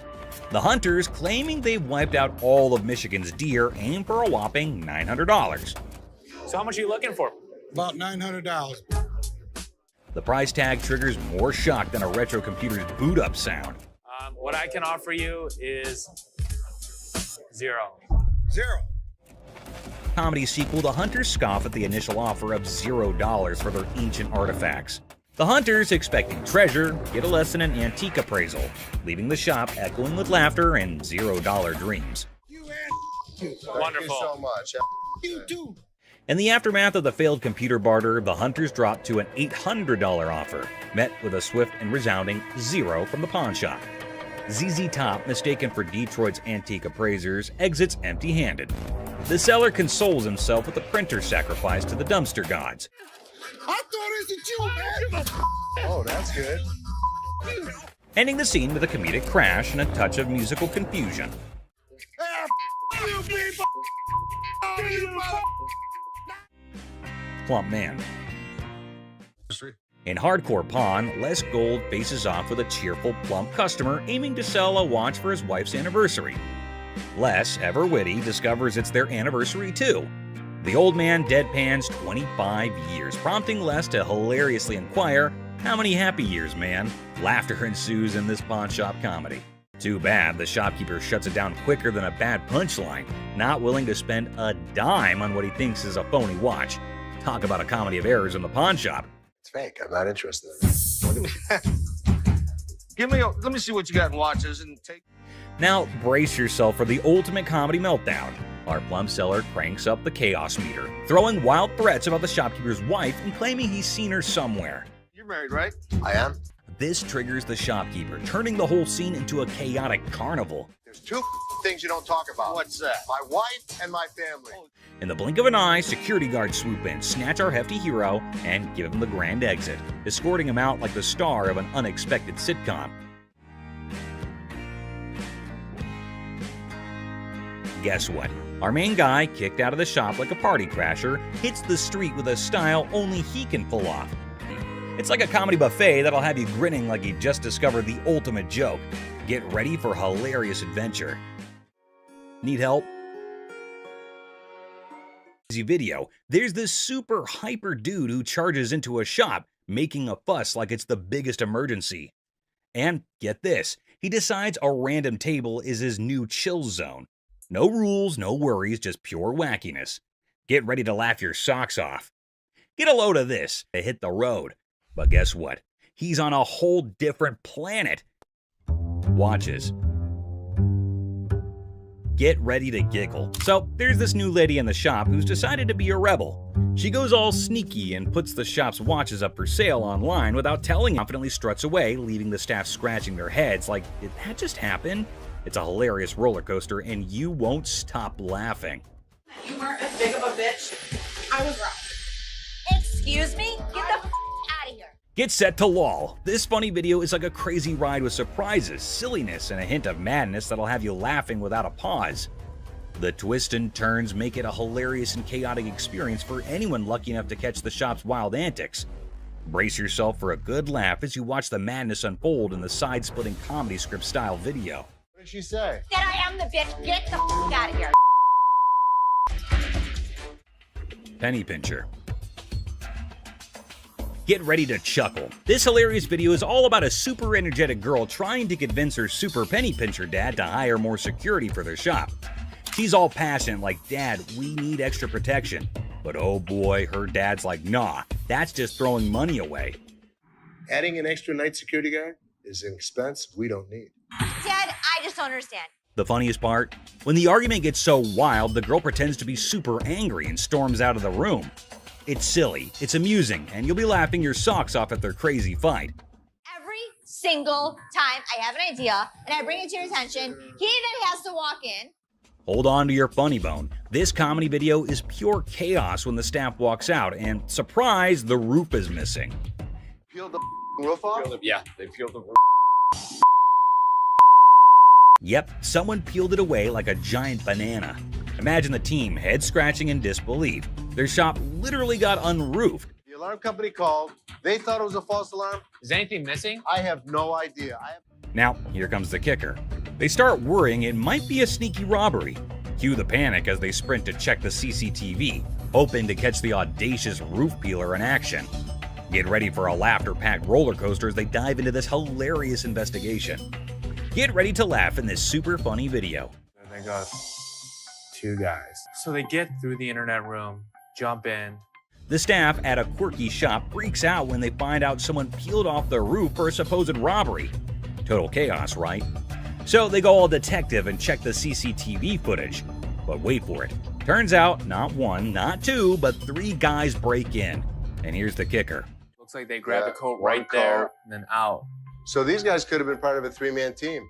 One of them ends up hiding inside the fridge. It's like a comedy show gone wild, leaving the staff scratching their heads and everyone else in stitches. You won't believe the crazy twist in this comical caper.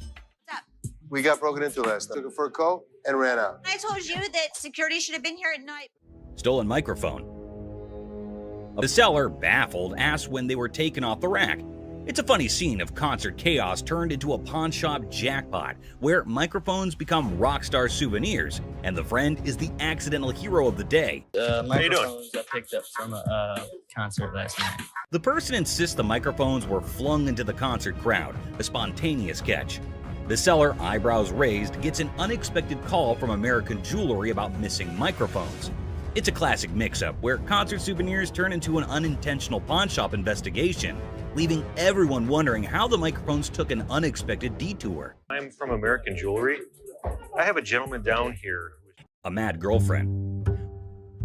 Welcome to the whirlwind of pawn shop hilarity.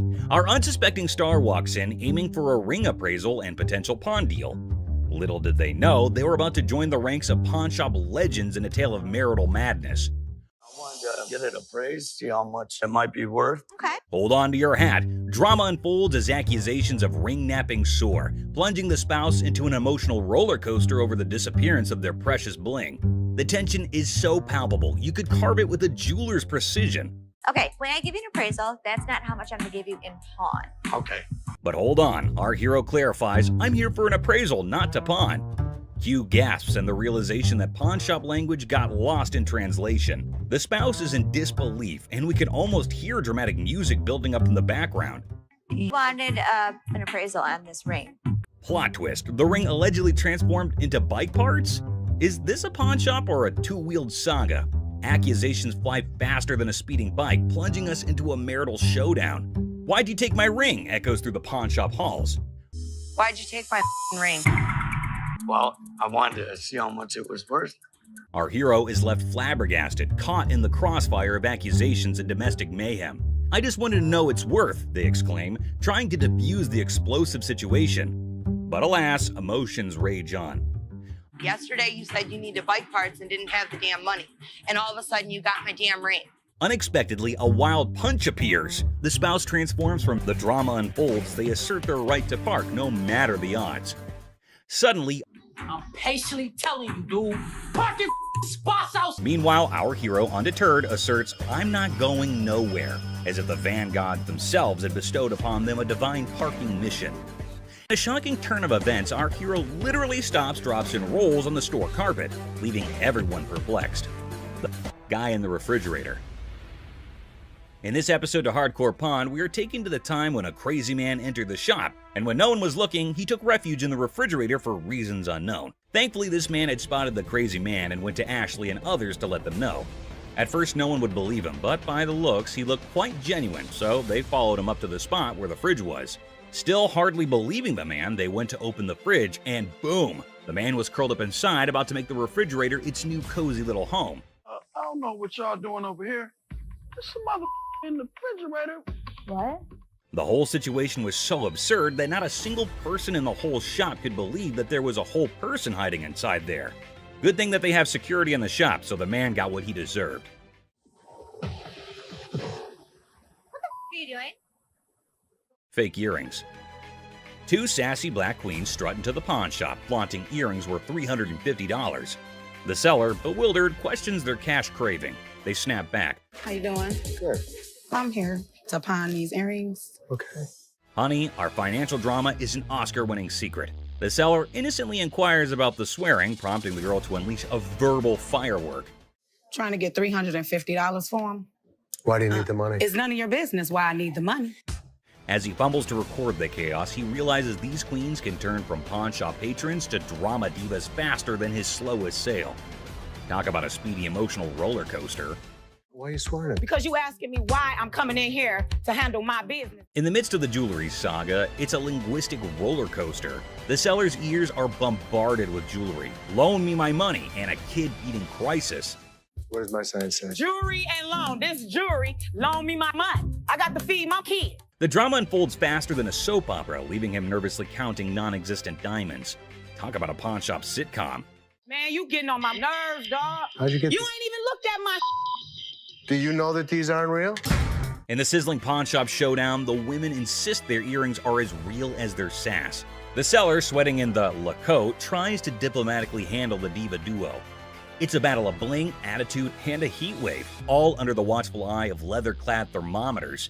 Comedy gold. How the you gonna tell me just by looking at my that they not real? They're not real. As the Queen of Sass declares her exit, she throws shade like confetti. Insults rain down, targeting the seller's wrinkled-up hair and questionable fashion choices. With a parting shot about a jury and long bow ass, she exits, leaving the pawn shop in stitches and the seller questioning his life choices. I ain't leaving this till you give me my money. I need my mother dead. Coloring book. Ashley enters confidently, challenging authority. Seth tries to manage the chaos. Tension rises as they clash, leaving everyone puzzled.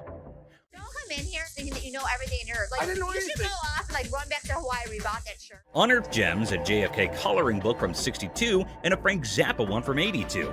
Mom's surprise drawer is found. Now, the shop's in for a laugh, unraveling the tale behind these quirky relics. Hello. Hello. I have a John F. Kennedy coloring book from 1962 and a... Laugh out loud scene as the seller confesses to buying a Frank Zappa coloring book at 25, never cracking it open. Now, with 3 daughters in college, it's a hilarious quest for cash.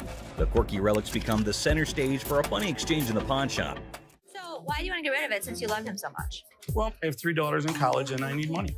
The negotiation dance continues as the seller justifies prices, leaving room for haggling. Tension rises comically as the buyer feels snapped at. The shopkeeper offers a research break, declaring, "I'm not in a hurry," in this pawn shop sitcom starring quirky characters. Okay. Do you want to give me some time to do a little research on this, You can or? have all the time you need. I'm not in a hurry. The plot thickens as Ashley discovers the price coloring book online for $8.75, triggering a hilarious spat. I didn't say any of that Can to you you. read that? $8.75. So make me an offer. 0. She hilariously expresses her dismay, accusing the customer of rushing and shoving a phone in her face. I'm looking at the one that he wanted $50 on, and I pull it off, and it says $8.75. The bickering ensues, with both claiming they're not married, adding an amusing layer to the pawn shop sitcom. I have to take him out this way. That's how much he pissed me off. In the ongoing pawn shop drama, Ashley delivers a sassy retort to the customer, suggesting he adds value nowhere and jokes about returning to Hawaii. The banter continues as another worker calls out Ashley for being rude. I think you're disgusting and rude. I didn't say any of that to Can you you. read that? $8.75. Leading to a comical exchange where Ashley dismisses them to focus on yourself. The workplace comedy unfolds with quirky characters and witty comebacks. Well, you don't add value to the organization. I have one. Well, thank you so much. But the next Okay. time you sign my paycheck, you can tell me how to work. Parking lot.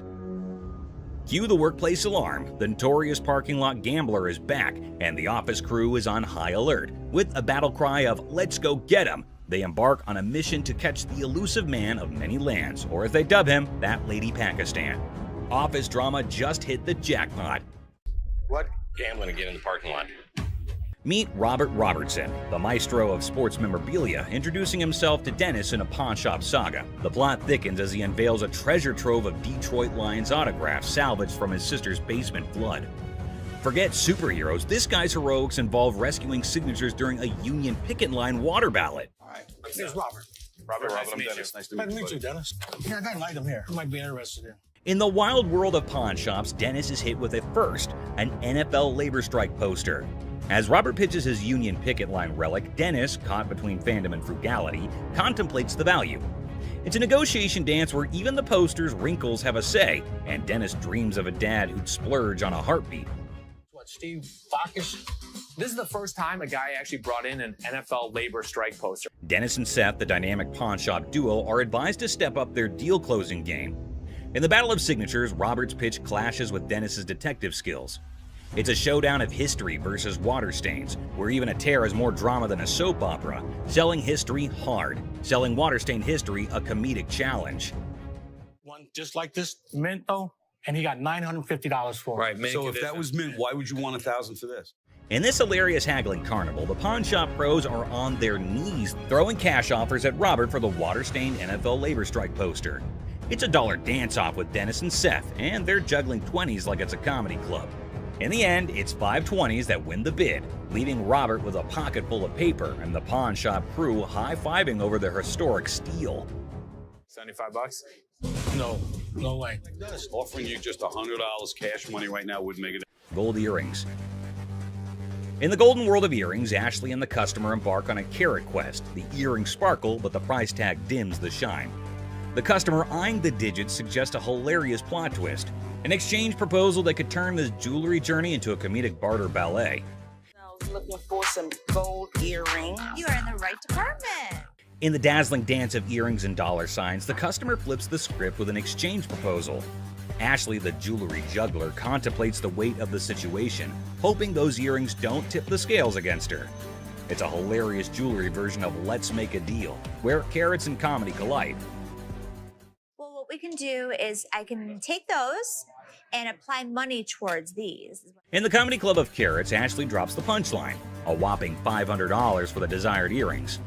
The customer expecting an exchange extravaganza faces the reality check. Okay, so what I can do for you today, I can apply $40 towards these. I paid $500 for those. What do you mean? You can't do an exchange?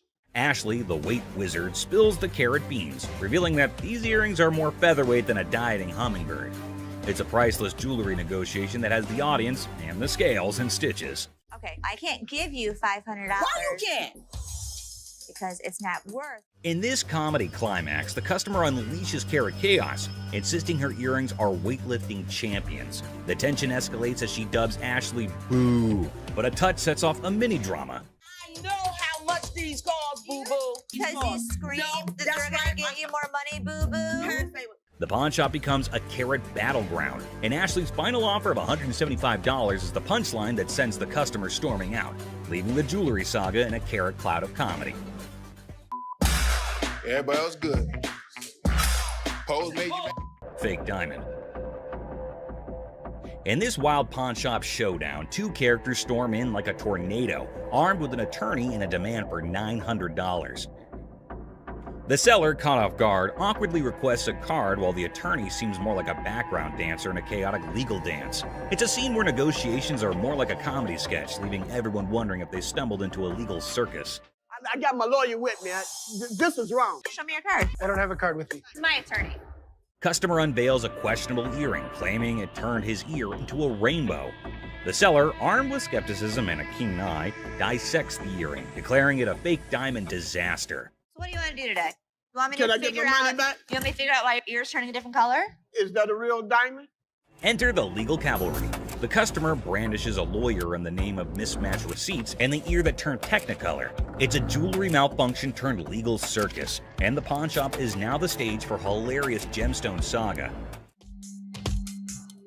This is not the correct earring for the receipt. Chaos ensues as the customer brandishes a jewelry store receipt like a wizard spell. The attorney, a sidekick in this legal circus, demands a refund for the rebellious earring. The seller, caught in the crossfire, faces threats of escorting and leg knocking, all while insisting they won't budge.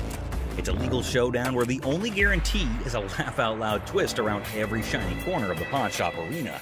The earring does not match the description. What you mean? So you saying now I just brought an earring in?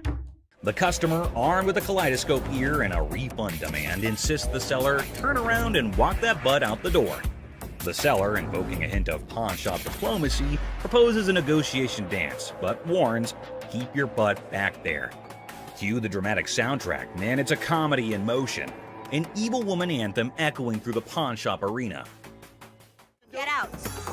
Yeah, you know, took my money, just sold me a bold earring. Golden State Warrior ring. I just got engaged, and I heard you had a 75 Golden State Warriors ring, and I was thinking that would be perfect for my fiance. This man came into the shop to buy something, which is odd because most people come into the shop to sell something. This man, on the other hand, was interested in Rick's 1975 Golden State Warriors ring, but Rick was unable to but laugh at this. Rocco, will you grab me that ring? Sure. That is a brave man that would give his fiance a championship ring. Even though Rick keeps on laughing, asking why the man is giving a ring like this to his fiance, we understand that the buyer isn't pleased with Rick's antics. So what I did was I brought pictures of another 75 Golden State Warriors ring. The buyer produced photos of another Golden State Warriors ring and attempted to match them, which they did. Then he asked if it was a genuine diamond and if Rick had checked it. Rick told him that the stone was genuine. Perfect. Have you tested the diamond? Oh yeah, it's a real diamond. It's a real diamond, okay. The buyer then proceeded to use his own tester to determine whether or not the diamond was genuine, as he was a collector and dealer of sports memorabilia himself. But as he went to test the diamond, it didn't pass. It's not testing. That's because you have a really cheap tester. So Rick stepped in with his own tester, which of course revealed that the diamond was genuine. Even though Rick was irritated by the whole thing, he chose to be courteous to the man. First fine on mine. Okay. I will trust that. The buyer requested for the amount after the ring had been tested, which Rick believed to be $11,500. The purchaser, on the opposite hand, had a budget of $5,000. Any 11 grand, that's what I can do. That's your bottom line? Yeah, best price.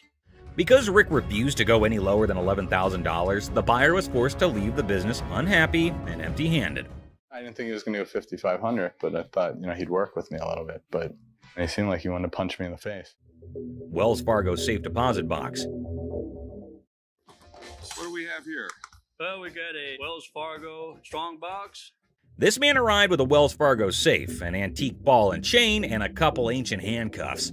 The seller was asking roughly $2,000 for everything in the package. All right, well, tell me about these things. This ball and chain right here actually comes from the human prison. It's the oldest prison in the state of Arizona. Folsom Prison was Arizona's oldest prison, and the handcuffs belonged to it since the late 1800s. Here's my concerns. When they forged chains back in the 1800s, it was just hot welding together. At that time, it was all performed by the blacksmith, but the chains that the man brought in were all electronically forged. Not only that, but Rick had another major problem. Never in the history of any prison did they ever have their name put on the balls. What Rick was saying was that everything the man brought in was false, but the seller was not ready to believe Rick. It's fake. What makes you an expert on this stuff? I've been buying and selling this stuff my entire life. Even if the contents of the package were phony, there was a chance that the box itself was not. So Rick made a deal for the box and left the rest. Box, I'll give you $400 for it. I want $1,200 for it. No, you don't.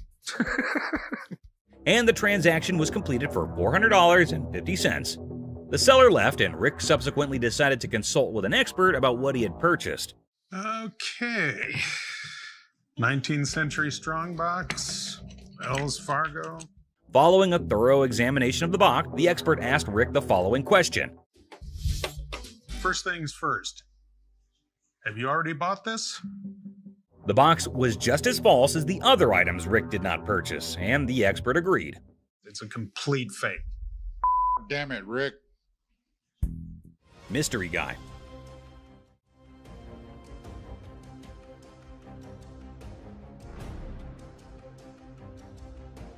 Right there. Here they come again.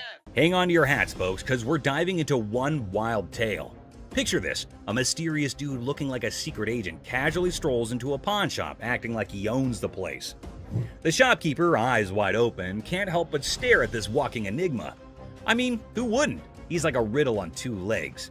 Now brace yourselves for the craziness escalates. Our mystery guy isn't flying solo. He's got not one, but two ladies in tow, a trio causing a ruckus.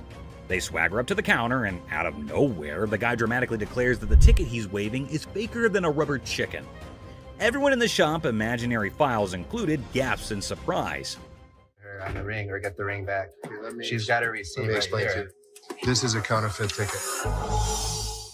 Hold on to your giggles. The shopkeeper, smelling something fishy, turns into a detective.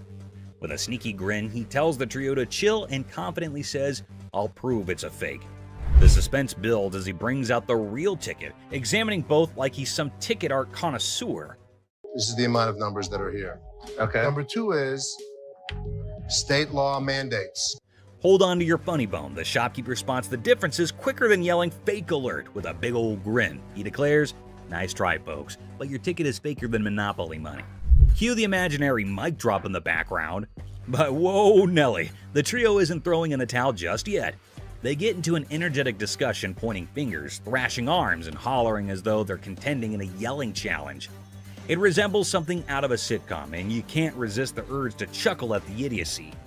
In the grand finale, our mysterious guy and his partners in crime admit defeat. Looking a tad embarrassed and probably feeling a smidge silly, they storm out of the pawn shop. The shopkeeper, now a hero in counterfeit ticket detection, is left with a bunch of baffled onlookers. And there you have it, a hilarious adventure that's weirder than fiction and funnier than a clown on a unicycle. Comedy gold, my friends, comedy gold. Gun cabinet. Well, it's a desk, but it's not really a desk. It's actually a gun. So what this woman brought into the pawn store was not anything that was common. It appeared to be nothing more than a plain desk, yet it was far more than that. It's a gun desk. Yes, when you push down on the inkwell, a bullet fires out through the trapdoor. When you press down on the inkwell, a bullet fires out through the trap door, and this desk transforms into a pistol when the time comes. If I sell it, that's fine. If I don't, I'm okay with that too. Thus, the merchant visited the business not exclusively to sell the weapon work area, yet additionally to figure out more about it. She needed to realize who possessed it, the way things were utilized, how old it was, and other such data. I was trying to figure out how to open it and had a really good look inside it and said, While hunting for a nice little desk, she came across this one. But when she got it home and attempted to open it up, that's where she discovered it wasn't what she thought it was. I've seen desks with hidden gun compartments, but I've never seen a desk as a gun. Rick thought it was something out of a James Bond movie, and he was so engrossed in it that he forgot he was actually pushing his face against a gun. Do you mind if I have a buddy look at this thing? Because I am just completely lost here. Not at all. Rick believed it was best to have an expert look at it after taking a closer look, so he called one. Gun. This is the gun. What? The master had never seen anything like it, and had no clue about what it was utilized for. Yet, in lieu of what he saw, the master reasoned that it was made somewhere in the range of 1890 and 1910, which was an issue. Even though he couldn't guarantee it, the Pawn Stars may buy it in a gray area. Bring it to a gunsmith and have him professionally deactivate the mechanism. Then it can be legal to buy and sell. The only way to buy and sell it legally is to take it to a gunsmith and have him deactivate the mechanism. Only then can it be simply and legally acquired and sold. I wish I could help you out more. It's just one of those things. Thanks for bringing it in. Oh, you're welcome. Orange Bowl ring. I decided to come to the pawn shop today to sell my Penn State Orange Bowl ring from 1973. This individual then brought in an Orange Bowl ring from Penn State in 1973. He was in the shop trying to sell it since he needed the money for upgrading his house, and he reasoned that it must be valued at least $1,500. Where'd you get this? I went to Penn State and guy down the hall played on the team, and he needed some money, and I bought it back then. The seller claimed that one of the team members needed some cash and that the only thing he had was that ring. Thus, the man paid him the necessary funds and purchased this ring. It was Jeff Clark. He didn't play too much, but he was an outside linebacker for the team. This particular ring belonged to a linebacker named Jeff Park, who was a member of the squad even though he didn't play much. What are you looking to get out of it? I'd like to get $1,500. Okay. Just as he previously stated, the man wanted $1,500, but Rick needed to examine the situation more carefully before making any moves to get the ring. It was then that he discovered that the ring had a problem. The price is reasonable, but it's illegal for me to buy or sell anything when any identifying mark has been removed on an item. The ring was cool, but it was also reasonably priced considering that the engraving makes it completely identifiable. It was no longer lawful for Rick to purchase or sell this ring after the engravings were taken out. I'd be more than happy to buy it off you for $1,500. Problem is, it's like buying a car without a VIN number. The seller was a little confused as to how the removal of a few inscriptions might make the ring illegal to purchase or sell. As a result, Rick and Corey had to thoroughly explain everything to him and let him know that despite their best efforts, they're unable to handle it. All right, dude. Okay. Sorry I couldn't do nothing with it. Okay. I know 1,001 people I could have sold this ring to and made a night. A fake bill. I have some political memorabilia, the Secret Service ID for J. Howard McGrath, Attorney General of the United States. This individual entered the pawn shop with a $10 bill that had several signatures on it, a White House pass, and several Secret Service IDs. He estimated 1,000 figures for each of these items, but before beginning to negotiate, Rick needed to learn more about them. He was the chairman of the Democratic National Committee when Truman ran for president. Rick was prepared to strike a deal after briefly discussing J. Howard McGrath, the Attorney General of the United States, and how influential he was in Washington politics. But there was a small issue. You got some neat stuff here, and these three things right here, I really want to get checked out. Rick checked everything and concluded that not just the dollar that the man had brought in was counterfeit. Rick had to see the expert to find out if he could purchase the other items since he had a hunch that doing so might be illegal. You don't want. A counterfeit bill is not legal to own. The expert said that the White House pass and the Secret Service ID were authentic and acceptable to purchase, but the fake banknote was a different thing. Thanks for coming in, Mark. Not a problem. You're the best. Appreciate it. Alrighty.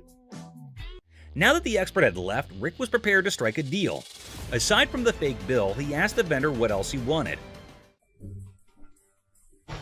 Yeah, I'll give you $500. Got a deal. All right. You want to write them up? Yeah, sure. The vendor left the store with the cash and the unauthorized bill after the trade was completed for $500. Hopefully he gave the Secret Service the counterfeit bill. Harley Davidson. You got any paperwork I can see on it, or? Yeah, I got the title, but can we negotiate first or something? I mean... Now, Corey's a seasoned pawnbroker, and his spidey senses tingled the moment the seller mentioned paperwork later. It wasn't the gleaming Harley-Davidson that raised an eyebrow. It was the seller's insistence on negotiation first, documents on hold. See, Corey's dealt with his fair share of shady characters, and a bike like this beauty attracts all sorts. So, with a polite but firm smile, Corey politely pushed back. Paperwork, he said, before we talk about the price. Standard procedure. You got any paperwork I can see on it, or? Yeah, I got the title, but can we negotiate first? I just got this phone that I bought here like 2-3 days ago, and this don't work. The bell above the pawn shop door jangled, and in walked a man clutching a sleek black phone. He announced, smooth as silk, that this beauty was a recent purchase, now sadly broken. The camera don't work. It keeps freezing and like that. He claims that it's just too irritating to use because the phone freezes frequently and the camera doesn't function. Did you download a camera function? No, it clearly got a camera. Why would I have to download it? When it was questioned if he had downloaded the camera feature, he became very irate. If he's telling the truth, then why does this inspection set him off? And why was he even being questioned about getting the download? That isn't how it operates in any case. You got your receipt? No, I ain't got it with me. I ain't bring it. First of all, we don't sell it. We can decide right now whether the client is attempting to misdirect. Rich, the seasoned pawnbroker behind the counter, felt it too. That intuition honed by years of dealing with all sorts, that sixth sense for trouble, it was screaming at him. This wasn't just a customer with a broken phone. It was a game, a play in progress. As soon as you give me that receipt, I can see what I can do for you. I don't have my receipt. I just clearly told you that, man. Clearly, you told me that. So Clearly, I have we to tell need to you either fix this that or... without the receipt, there's nothing I can do for you. Rich yells, "Are you messing with me, man? You came for a new phone, but you don't have a receipt?" However, the man persists in insisting that all he's asking for is another phone. If he said clearly one more time, I was going to clearly have to knock his freaking head off. We're all aware that Rich needs the receipt. You, my man, are not. Who sold the phone to you in the first place? Somebody. He here. When questioned who exactly had sold him the phone in any case, he quickly pointed at any random employee. But we haven't had one of those up for sale since I've been here in 6 months. I mean, I just seen you in 2 weeks. Furthermore, it appears that the youngster he pointed at didn't know why he was being called for. Thank you very much. I appreciate you coming on over here. You can go back to selling that computer. All Rich knows is that it's an iPhone, but he's more irritated by something else. What's more, clearly it was working out. Can you go show him how it works? Take a picture out in the parking lot. And then, like a burst dam, the story spills out. The phone wasn't his. The purchase was a shady deal in a back alley. The frustration wasn't with the camera. It was with the consequences. The cold sweat of a gamble gone wrong. With a sigh, Rich ushers in the man and his broken phone out of the shop. The heavy silence echoing their unspoken pact. The truth had been told, the game was over. That's all for our video. We hope you liked it. Please comment, like, and subscribe.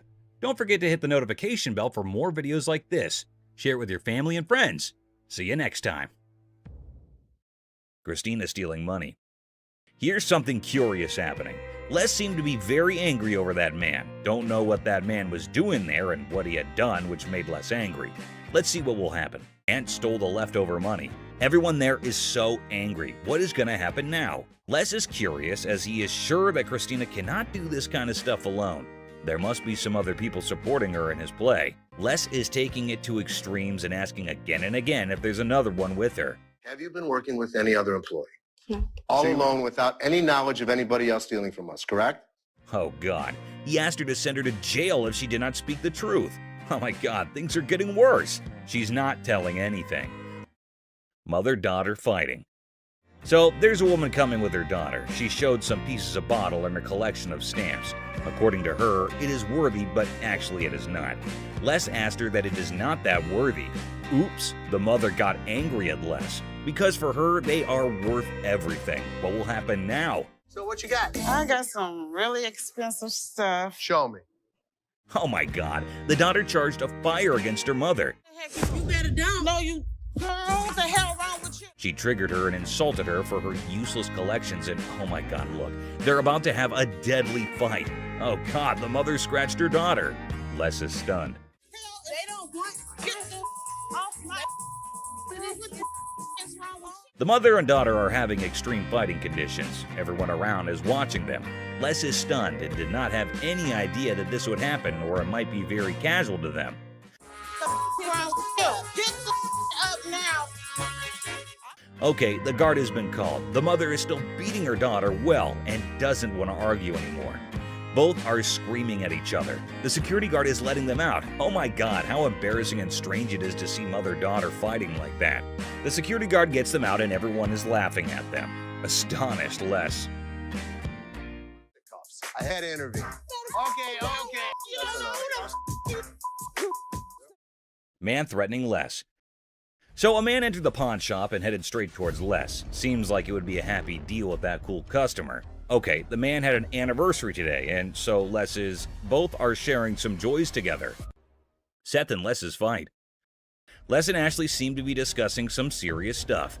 Felt like something serious had happened. Giving a 40,000 square foot free-for-all back there? That's no policy! What do you think brought us to here, Seth? But Seth is not getting anything. They are having a fight. Owner of the shop better than him. Les is stunned. Everyone around is listening and is terrified of what will happen now. It's outdated. I can run this place better. I know exactly what needs to be done. I want the opportunity to run this place. Les is going to take everything very seriously. God knows where that anger will lead both of them to. Les is tailoring Seth that he cannot do anything, and without Les, the pawn shop would close. No one can run the shop better than Les. But things are not getting cool. Seth yelled after Les and got out of the cabin. Ashley, listening to all this, is making fun. God, it is not that serious. Well, Les in his anger was constantly getting furious over that debate. Man got beaten by Les. Well, people, there came a black young boy towards Ashley's counter. Ashley asked him, "Greetings. So, is he here to sell something?" So you want to just pawn it, right? Because you want to be able to get it back? Yeah. How much are you looking for? Is this enough to pay rent? Hope so. It will be a good deal for that man, until or unless something happens. He is here to sell the ring of his grandmother who just passed away. Well, a really sad news, but it won't affect the deal because business is always a business. He wants to sell this ring to have some money in order to make some funeral arrangements. Well, whatever the cause is, Ashley checked it out, and to surprise, it wasn't real. Do you have anything else? Because this unfortunately is not real. It is a fake gold, so it can't make money. This statement made the man angry. He started shouting how strange and creepy it is. He should not react this way. If the ring is not real gold, it is not someone's issue. He should take it out with himself. He started yelling at Ashley, and Ashley is just controlling herself. I need to speak with somebody else because you irritate me flat out. She does not want to create some mess, but he's not stopping. I think he wants to insult himself. It will make things go mad. He is extremely screaming and trying to hit her out. That crazy man is calling death. The guard came who held him up and set him onto the floor. He's trying to beat Ashley and getting over her. Don't tell me what to do. Don't put your finger in my face. Well, the guard is keeping him away. Les is here. Matter is gonna be very serious. That man is not understanding the matter, still trying to fight. Guard taking him out of the shop.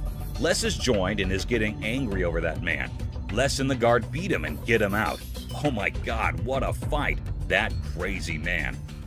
Michael expressed interest in buying it for their collection. After negotiation, they settle on a price of $3,500, considering it's for charity. Seth shares his personal connection to wrestling matches with his father, adding sentimental value to the purchase. I have that kind of money. All right.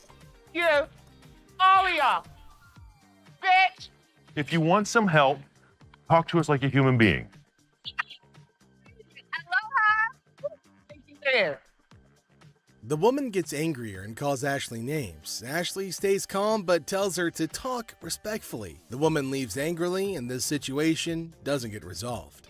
Picking up very expensive pieces grabs Les's attention. Hey, sir, don't touch it. Sir, if there's anything you want to see, we'll be more than happy to show you, sir. Well, what do you know? Expensive pieces tend to be fragile. How am I going to see if it's going to work? The customer starts touching expensive items, catching Les's attention. Les politely asks them not to touch anything, offering assistance in viewing items instead. Sure, that's why I asked you. That's when you're back there and he's over. I'll come out right out there. You think I give it? The customer insists on touching, arguing it's necessary to check functionality. Les tries to explain store policy, but the customer gets upset. Out of my store. Don't touch it. Don't It's time to go. You're lucky you got some. The customer's frustration grows, prompting Les to ask them to leave for disrupting the store. Les firmly directs the customer to leave, highlighting their luck in having assistance. Jersey just moved into the town and is on an errand from his wife. My wife and I, we just bought a house and she sent me here. She said, see what you can pick up. Let's find some. I'll bet you can make. A middle-aged man from New Jersey, recently moved into town, is running an errand from his wife to find furniture for their new house. He spots a couch in the store and expresses interest in making a deal. After looking at a cheap couch, the customer notices that the couch is dirty. You gonna clean all that up before I buy it? That's why it's so inexpensive. I gotta tell you, man, that's nasty. Our used furniture sometimes has things. While checking the couch, the customer notices its dirty condition and questions if it'll be cleaned before purchased. The store attendant explains that the low price reflects its used status, which includes some dirtiness typical of secondhand items. Really? Well, I only got $200. After sitting down to give the couch a try, the customer begins being disrespectful to Les. And let me try this out, man. What? My shoes are cleaner than this couch. Then don't buy it. Make me a deal. I got cash in my pocket, man. Wow. The man doesn't like how the couch looks and tries to pay less for it with the money that he has. He starts being rude, saying bad things about how dirty the couch is and insulting the store. I bet you're the mother that's been sitting on here farting. This was actually my couch. We had a reupholstered and I gave it to Ashley. When the comment reaches Ashley, Les's daughter, Les has enough of this customer. Is that your daughter? That's my daughter. She must be nasty too. The customer's derogatory comments extend to Ashley, Les's daughter, who works at the store. Les, the owner, has had enough and confronts the disrespectful customer, defending his daughter and the store's reputation. How are we doing anything? Les decides to end the interaction, urging the customer to leave the store. The customer, unwilling to change his behavior, decides to go elsewhere, ending the encounter on a sour note. Excuse me. Hi. Hi, I have a question for you. Yeah. Okay, I went to get my purse back to make my payment. She's telling me this is expired. That's my purse right there. That one right there is black one. So I want to know why it's out there. A girl approaches Ashley in the pawn shop with a question about her purse. She claims that her purse, which she points to, was wrongfully labeled as expired, and she demands to know why it's out for sale. My purse right there. How do you know that's your purse? Because I know my purse. Here's the money. I want the purse. Want that? If you don't give me the purse, I'm going to climb over the counter and get it myself. Give me my purse. The girl argues that the purse refers to her and displays money, as evidently, Les decides to eject her from the shop, ending the encounter. You guys seen the 32 Roadster? I haven't seen it, son. Someone probably stole it. It was parked in the warehouse. How could someone steal it? A high-tech thief could get into this warehouse easy. Rick becomes anxious when he learns that Corey took the expensive 32 Roadster to the gym, fearing potential damage to the valuable merchandise. Have you guys seen the 32 Roadster? I haven't seen it, son. Someone probably stole it. It was parked in the warehouse. How could someone steal it? A high-tech thief could get into this warehouse easy. All you have to do is cut a hole in the roof and lift it out with a helicopter. To pick the lock. And the conversation shifts to the possibility of the Roadster being stolen, with various theories proposed, including high-tech theft methods like using helicopters or hacking into security systems. Roadster around? I'm not driving it around. I just took it to the gym. That's driving it around. The thing is in perfect condition. What if you wreck it? What if you ding it? What if you scratch it? I'm not an idiot. I'm your partner. Rick says he didn't drive the Roadster just for fun. He says he only took it to the gym. He defends himself from being called careless. He reminds everybody that he's a partner in the business. I can't believe my dad's giving me a hard time about this. I mean, what's the point of owning a pawn shop? Tensions raise between Rick and his father as they argue over the handling of the Roadster. Rick feels frustrated by his father's skepticism and restrictions, questioning the purpose of owning a pawn shop if he can't enjoy its items. Later found out that the car was not nearly worth $68,000. His expert had failed to notice that the car was a hot rod. Later, Rick learns that the Roadster is worth a lot more than he realized, valued at nearly $68,000 due to its hot rod modification. So what can I help you with today? Got this ring right here. See how much it might be worth. Okay. I also wanted to know how much you guys... A customer brings in a ring for an appraisal and to inquire about pawning it for cash. He seeks to understand its value and potential loan amount. What are you talking about? You said you were coming in to get a receiver. Why'd you take my ring? Well, I wanted to see how much it was worth. Well, Why'd you take my ring? Yesterday you said you needed bike parts and didn't have the damn money. And all of a sudden you got my damn ring. The problem started when Les checked the ring to see how much it's worth. The customer. However, Ashley stands firm, recognizing the futility of the scam and the level of wrongness involved. It's like trying to sneak a peek at the answer key when the teacher is watching. Yeah, that's not happening. First of all, don't talk to me like I'm an idiot. Give me my purse or I'm going to come over that counter and get it myself. Oh my God. Get your hands off me. Have a nice day. Let's go. Walk yourself out, yo. You. With a swift resolution to this failed escapade, the girl finds herself unceremoniously escorted out of the store. Lesson learned. Ashley's scam radar is always on, and jumping over counters won't get you far in this pawn-filled drama.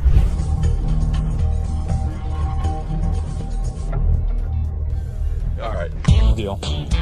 I think I got a good deal, and I know I'm gonna be able to make some money on it. I can't believe you spent that much. Whatever, Ash. I am fuming. My brother just spent $800. Enter the family feud. Ashley drops the bomb on her brother Seth, calling him a hypocrite. But why? Well, he casually throws around $880 for a painting, while Ashley, according to her, can't even snag a deal for $30. Sibling dynamics at their finest. But he'll yell at me over a $30 buy. Excuse me, Seth. What, Ash? I was just out there watching you do a buy for $880. So instead of working, you're watching me. I was out there, and you bought something for $880 when you gave me such crap about that $30 roulette table. I'm not buying plastic. I'm buying stuff that we can actually resell without a problem. You will never resell that. They will sit in the back and rot. Are you kidding? We'll put it around the showroom corner. We're gonna make $1,000 plus on the deal. Really, Ash? You know I'm gonna be upset. The plot thickens as Ashley confronts Seth about the apparent double standards. She probes into the intricacies of spending $880, questioning how bad it could be. Seth, in classic sibling fashion, argues that his purchases are all about resale value, a concept he conveniently forgets when it comes to Ashley's shopping habits. According to him, he's the revenue guru. You are just a hypocrite. She was just being ridiculous. I just want her to stop talking. Ash, what do you want from me? Apologize to me. Apologize? Apologize because you're such a hypocrite. You know what, Ash? I'm sorry. I'm sorry that you're a bitch. You, Seth. You're such an ass. I am not going to forget the situation anytime soon. Seth better watch his back. Things heat up as Ashley demands an apology. Seth takes a nosedive into being the ultimate a-hole, apologizing for an $880 buy. Oh no. Instead, he hits her with a sorry not sorry for her supposed attitude, topping it off with a charming label. Well, let's just say that it rhymes with witch. Sibling rivalry reaches a whole new level on this show. There's two guys out here that are saying they were scammed out of their laptops, and that whoever did it is working with one of our guys. You want to come out and talk to him? All right. Thank you.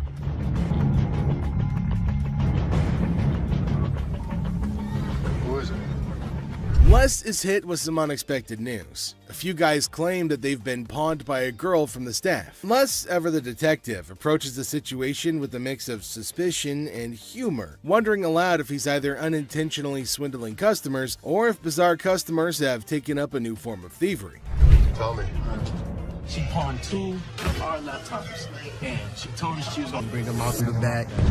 Some of it did. Okay, wait.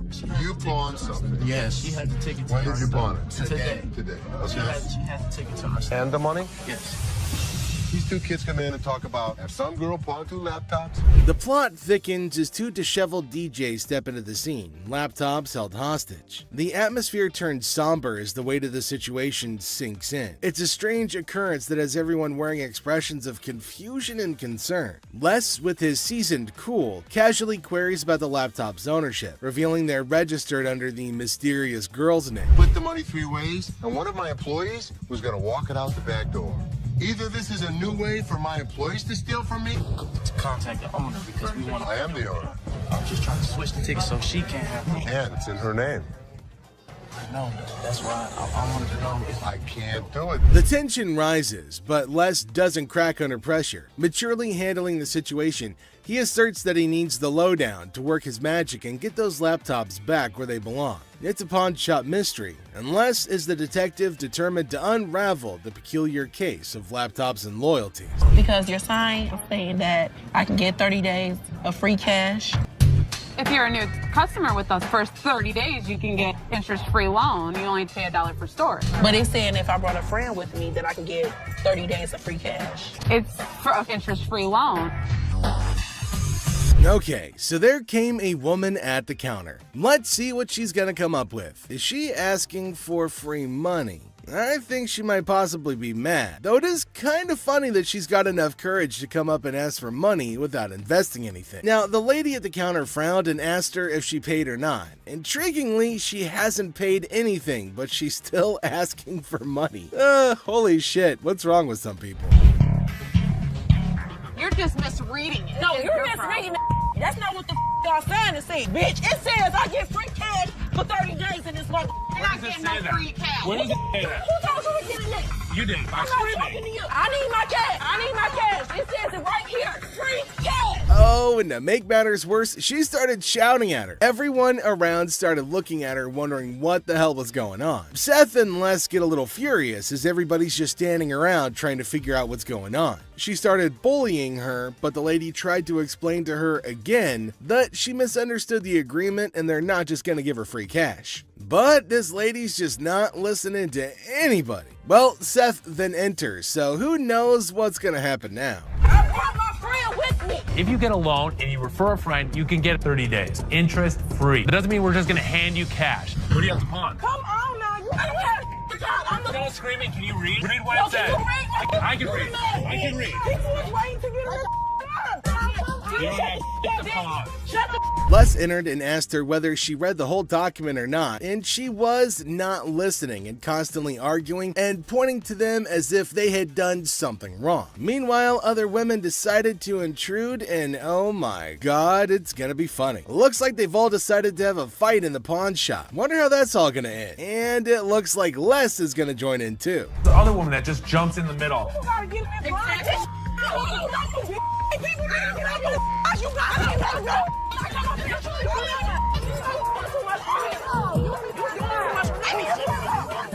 Leave me on the lawn, bitch. No, bitch. Leave me on the lawn, bitch. I'm from the way, bitch. All you need to do is read. Now see the other women get in and start shouting at her as everybody behind her was waiting for her to get out of the queue. So they started fighting and now they're all having an immense fight. Everybody around is watching and laughing at them. Well, the guard had to go and break everything up. Well, at least they're all gonna get treated the same way, especially the one who created the mess. Pretty sure they're gonna hold him up and throw him out. And there they go, they're still shouting and fighting with each other as well. They really wanted to go at it, so we let them go at it in the parking lot for a little minute.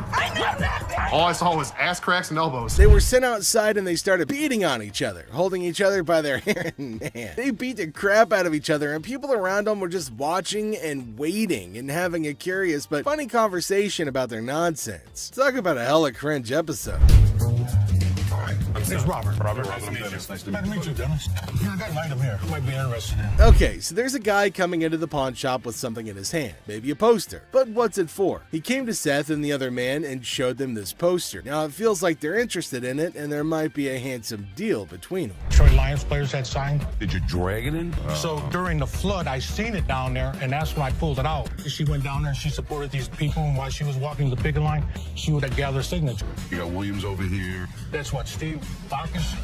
This is the first time a guy actually brought in and I just got on the picket line because I'm on strike right now myself. We've been on strike for almost 3 months now. $1,000. He started describing the poster that's mainly about the protest of people in history, and it's got lots of signs of well-known people and has got a lot of worth. He explained everything in one go and demanded a heavy amount for it as it was really valuable to him. Seth told him that it's got some stains on it, and it's no doubt the same poster of historical strike, which made it worthy, but for him it might make a lot of difference. I hate the condition of it. I understand, and I You gotta understand when it comes down to collectors, everything is about condition. Absolutely.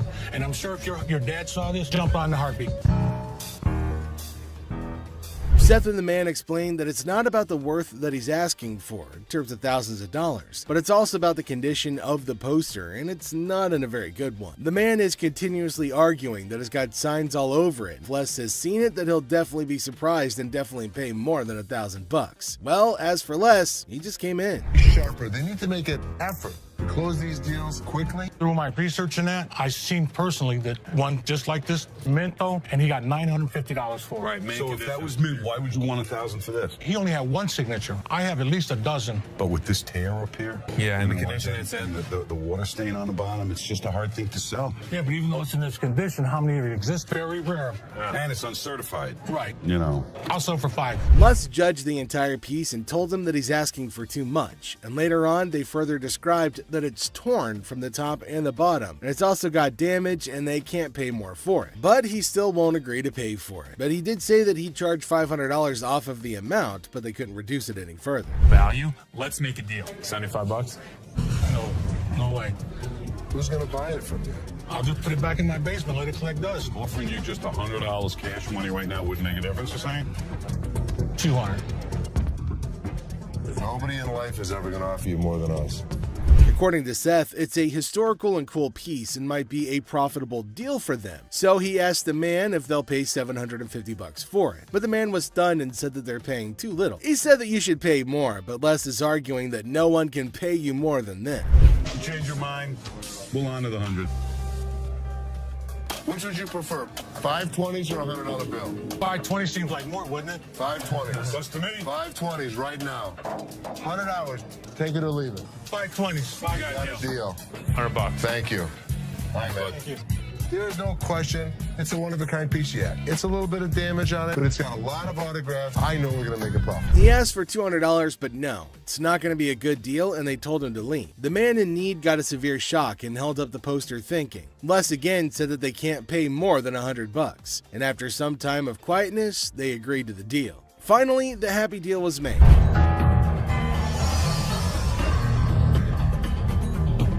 This is the guy? Right there. Here they come again. Les? Hi, how are you? I'm attorney Kyle DeQueef.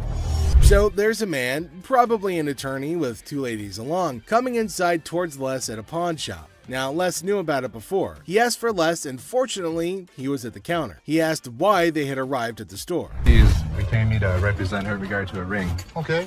My client brought in a $10,000 ring here, and she wants to either collect the remaining money owed to her on the ring or get the ring back. She's got a receipt right here. This is a counterfeit ticket.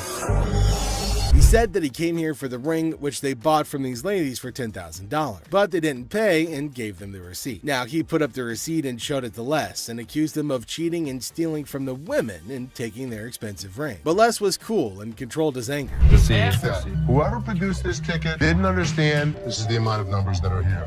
Okay. Number two is state law mandates that we print the law in a 12-point font. Okay. This is much smaller. That is some bull.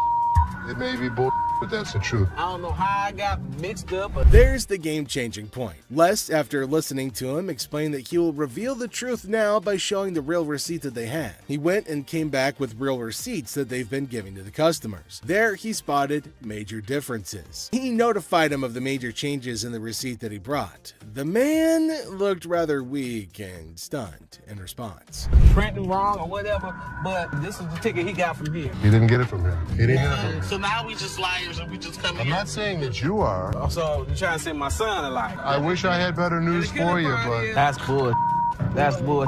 The numbers don't match up. The paper stock doesn't match up. This is a fake. Now you side with them. You're not representing us. If I don't get my ring or my money for them, how you gonna get paid? The attorney turned to the women, but oh my god, they're still accusing Les of having given them the wrong receipt and asking the attorney to take the money from Les. The man, being down on himself as you can see, argued with. The man showed the evidence to the ladies and told them that they were having the wrong receipt, but they continued to argue. The ticket, how about that? No, I don't believe that the store gave me this ticket. Nah, well, I don't believe you a real attorney. We ain't got it right. Somebody better give me my money. Yeah. he's my attorney. You, him, security. Have a nice day. Nah, you got me, bitch. Sorry, young man. The ladies started harassing both of them and started using personal attacks. They were all arguing amongst themselves. Pretty crazy. The attorney went back as he can't do anything for the ladies. How are you? I'm doing okay. What can I help you with? Either trying to get a loan on it or you guys can buy it. Trying to sell it for maybe like $150. $50. Why is it $50? The certificate and everything is in there. And the bag costs actually way more than that. Well, if you can tell, it's actually stained. Okay. All through here.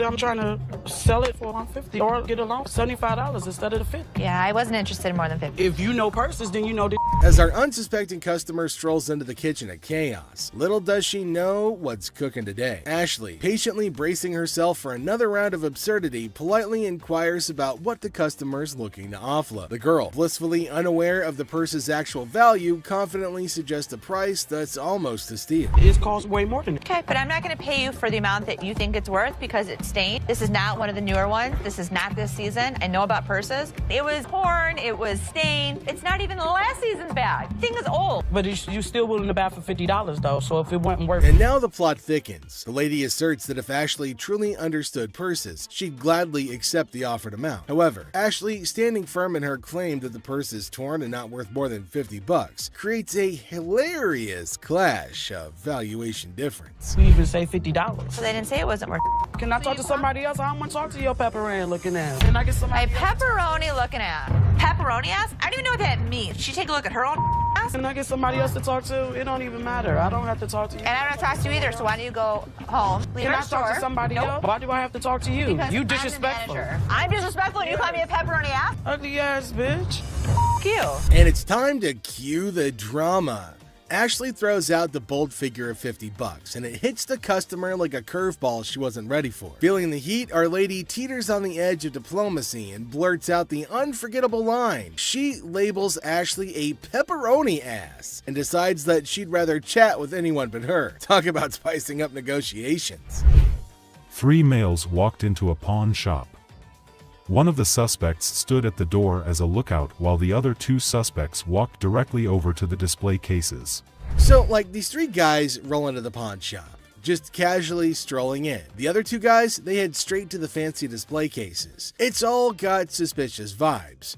And then, bam! One of them whips out a sledgehammer and starts smashing the glass. Things are starting to get pretty wild. At some point, a customer from the place is seen leaving calmly while the lookout tells her to hurry up. The suspects appeared to be wearing heavy-duty gloves in order. At one moment, a person from the shop strolls out all calm, and someone's keeping an eye on her, urging her to speed up. The people thought to be involved seem to have on these tough gloves, maybe so they don't get any cuts. Not to get cut while removing the glass from the cases. Both suspects placed the jewelry and many other valuables in the bags. So when they took off the glass from the cases, both of them put the jewelry and lots of other valuable stuff into bags. After that, they hightailed it out of the store in a black Mercury marquee. Case at? Where the case at? Where is it at? Where he put them on? The guy storms into the pawn shop all worked up and starts shouting about a missing case. He's demanding to know where it is, and he appears to be accusing the staff of removing. The feeling of stress in the air is increasing, and it's obvious that something is wrong. Not take games, take your wild my damage to the way like the kids. I know. You gonna act like I ain't got no sense? He's accusing us of taking games out of his unit. Look at the ticket. It never said with game. The atmosphere gets even more intense as the guy accuses the pawn shop of messing with his games. Les, the cool guy at the pawn shop, stands his ground. The customer's getting more agitated, making accusations and even talking about blowing up the place, which is just adding to the chaos. At that point, man, you can get your arms up off belly and none of your body parts on me, bro. After all the stress I have, the last thing I need is a customer causing a scene. Despite the escalating situation, Les stays calm. He tries to talk sense into the upset customer, especially with a big event coming up the next day. I know how to mother walk. I ain't literally because I part of the week and y'all motherfuckers in my middle and putting them games in there. And you wasn't even standing there when I paused it. Somebody need to blow this place up. It's time to go, sir. You ain't gonna get my window. I'm not. Let go. Can I get my weed? They'll get it for you, don't worry. You're making a threat like that? The situation becomes alarming when the upset customer makes a threat to blow up the place. Les, rightfully concerned about the safety of everybody, asks the guy to leave. Security becomes a priority, and the customer's demand for his belongings takes a backseat to the potential danger that he's creating. It's a challenging moment for Les, who's just trying to manage the chaos caused by an irate customer. How's it going, man? What's going on, man? Everything good. How about you? I'm doing good, man. What can I do for you? Let me get at least like 400 for this watch right here. What can I do for you today? Can I get like 400 for this watch right here? It's worth $820. Les, chilling at the pawn shop, notices a guy walking in, watch in hand. Les, being friendly, asks how things are going. The guy, hopeful, wants $400 for his watch. Les, the cool pawn detective, calmly discusses the watch's worth, revealing it's valued at about $82. Yo, man, tell me the truth. What'd you really pay? Telling you the truth, man. Come on, give me four for this watch, man. Come on, man. We deal in high-end watches. This was worthless. Nothing for us to deal with. Come on, give me like $450 for this watch. You're yelling at me. I got a baby on the way, dog. Congratulations. I'm sick of living at the crib, man. My girl on my head. The negotiation heat rises as the guy insists on $400, but Les suggests $7. The guy, pleading and sharing his life story about a baby on the way, asks for $400 again. Les stands firm, offering him the same price, which leads to a bit of yelling. The guy, feeling frustrated, calls the place bull ass and expresses his discontent. You want $10? I want to do it $10. I have no idea. Go to Coney Island. Give me Coney Island $10. is good. Coney Island on $10. I got a baby on the way to go do this to me, dog. What you looking like a crazy fool? The tension escalates and the guy feels disrespected, using strong words and even threatening Les. Les, staying cool, suggests maybe he should have been given $400, hinting at a broken lamp that needs payment. The situation gets intense, with the guy considering if he should have taken the deal. Cash for this watch, man. 400? Oh, I'm sorry. This is a bullshit ass place, man. This whole ass place, dog. Excuse me. You call it what? You call him a bitch? You? I'll knock you the out. You don't know who you talking to. Tell me. Dog, don't touch me, homie, dog. Touch me, man. Then maybe he would have been able to pay me for the lamp that he broke. Yo, I'm off you, dog. The guy, still upset, leaves the shop, but not without some fiery words. Les reflects on the encounter, realizing maybe he should have given $400 to avoid the chaos. The drama ends, leaving behind a mix of emotions and a used watch. Life at the pawn shop remains unpredictable and full of surprises. How you doing today? Hey, pretty good. How are you? Real good, thanks. I'm Les. I'm Randall. How are you? Randall, oh, you got a hell of a grip. Wow. What the hell is it? Call it a ring. Okay. I didn't think it was a bus. How'd you get it? I just got it. This guy smelled like a brewery. Okay. How much did you want? I'd like $500 for it. Why? Why? Because I need it. Yeah, I got get 2 DUIs. A person walks into the pawn shop, catching Les's attention. Things start getting interesting right away. The person wants $500 for a ring and shows it to Les. Les, being curious, asks where the ring came from and why they want to sell it. The person gets really mad when Les asks questions. The intensity in the air rises as the person angrily explains why they're selling the ring. Les stays calm, making it a surprising and dramatic moment in the pawn shop. Well, if it was gold, I'd give you more than $500, but it's not real. I know it's worth $500 and you're gonna give me $500. Well, actually, if this was gold, but it was brass, it had no value. I understand. You have court issues. The problem is, I need $500 for it. I'm sure you do. Man, I don't know why you do.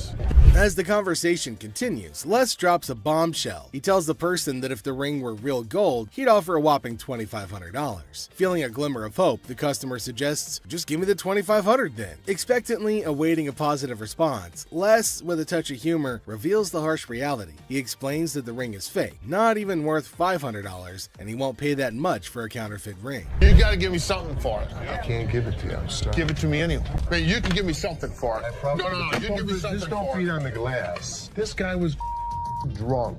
You give me that ring back. Give me that. It's the. I ain't going nowhere.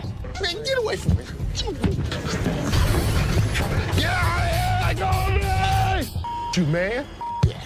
In the midst of the ring discussion, a security guard quietly enters, taking a position behind the customer. The customer, desperate, pleads with Les to give him something for the ring, but Les, staying true to his detective skills, rejects the plea emphasizing the ring's fake nature. Les, sensing trouble, comments that the customer seems drunk, adding another unexpected twist to the escalating situation. As the rejection sinks in, the customer, unable to contain his frustration, sits on the floor, declaring that he won't leave. The tension peaks as he becomes increasingly aggressive. The guard steps into action, forcefully dragging the defiant customer out of the store. But despite being escorted out, the customer continues to yell and make a scene. Oh boy. I see you sweating. Yeah. Must be hot outside. No, I was doing karate outside. You're doing karate? And judo. I'm Bruce Lee's sister. Really? Yeah. As the door jingles, a woman strolls into the pawn shop rocking winter clothes in the summer heat. Now she's chatting with Les, teasing him about the sweltering weather. She even claims to be a martial arts pro, throwing around Bruce Lee's name. The banter kicks off with a request for a karate move demonstration. She said she was Bruce Lee's sister. So what you got? The atmosphere takes an unexpected turn when the woman unveils a unique item, a mysterious fox mink. Les, unfamiliar with such creatures, engages in a lighthearted conversation to understand more about this fox mink. The woman, with a hint of mystery, reveals her intention to sell it. A mink fox? I don't know. I don't know. My name's Mink fox. I've heard of fox. I've heard of mink. So fox mink. Did you want to pause? As the conversation unfolds, Les dives into the details of the fox mink, trying to grasp its worth. The woman shares anecdotes about the origins of the item, painting a vivid picture of its history. Les, playing the role of the detective, subtly negotiates and gathers information to figure out the best deal. So, how much did you want for it? $50,000. The encounter concluded with the woman deciding to part ways with her fox mink. Les, using his seasoned charm, finalizes the deal. The quirky tale of the winter-dressed woman and her unique pawned item adds an unexpected twist to the usual pawn shop routine, leaving both parties with a memorable experience. Woman comes in to sell me a high-end bottle of liquor. Ma'am, I'm Is that what you're saying? You have no respect. When you want to take a person when they down, fit the liquor inside the bottle. and anytime you're going to belittle a person. Ma'am, I didn't belittle you. As the door chimes, the woman confidently walks in, clutching an empty liquor bottle. She aims for a bold move, attempting to pawn the bottle for a cool $100. Les, with his discerning eye, swiftly rejects the proposal, explaining that a filled bottle would fetch a better price. The woman, not thrilled with the response, raises her voice, demanding respect and expressing her discontent. I'll give you $100. It's not worth more than $100. Especially when you say I wouldn't give you $100. Don't you ever walk up to my Baby, dad. hey, baby, don't point your finger. Life after this, don't you dare ever come in here again. In my face. I don't care. You're in my dad's store, and don't you ever think about coming in here again. Turn your ass around. Badass out the door now. Nowhere, Ashley steps up like a superhero. Now, she doesn't just cool things down, she straight up shuts the woman down. With confidence, Ashley tells her to leave and never come back. Suddenly, the chaos turns into quiet thanks to Ashley's quick and firm action. Son of a bitch. Where the hell is he? Rich! He's on the floor. People are waiting to pay us for their merchandise. He's not there. We're losing money. I'd had Rich's back. In the heart of the pawn shop, Les faces a moment of frustration and disbelief. The absence of Rich, a trusted ally for over 2 decades, leaves Les feeling betrayed. The urgency of customers waiting to make payments adds to the tension, and the weight of loyalty becomes a central theme in this unexpected turn of events. Since the first day he came here, over 20 years ago. I feel betrayed. Didn't I just have an employee meeting to tell everybody that they need to step up on their game? I'm watching you and Bobby J talk to these 2 girls. You're out there trying to sweet talk them, trying to bullshit with them. I'm looking for you in layaway. Where the hell are you? I gotta sit in layaway all day long and just wait for something to happen. As the minutes tick away, the atmosphere inside the pawn shop grows more intense. Les reflects on his long-standing support for Rich, highlighting his sense of loyalty that spans a quarter century. He recalls a recent employee meeting where he emphasized the need for everyone to step up their game. Disappointment and frustration seep into his work words as he confronts the situation, a pawn shop mystery intertwined with personal and professional loyalties. I'm watching you and Bobby J talk to these two girls. They're out there trying to sell their jewelry. You're out there trying to sweet talk them, trying to bullshit with them. They end up walking out the front door. You put me in a position that you were the next to go. In this pivotal moment, Les delivers a stern warning to a fellow employee, Bobby J. The scene unfolds with Les observing interactions and attempts at sweet-talking customers. The threat of termination looms as he recounts the consequences of letting down the team. The dialogue underscores the severity of the situation and the potential impact on job security. Tension rises as Les grapples with the repercussions of the unfolding events. Rich, I'm out. Tell your dad to off. You up your job. As the confrontation escalates, Les draws a line in the sand. The ultimatum is clear: compliance or termination. The final seconds capture the raw emotion and frustration of a loyal employee who feels unappreciated and misunderstood. He knew he was in trouble once we walked through that door. Joe, did you steal from me? Tell me the truth.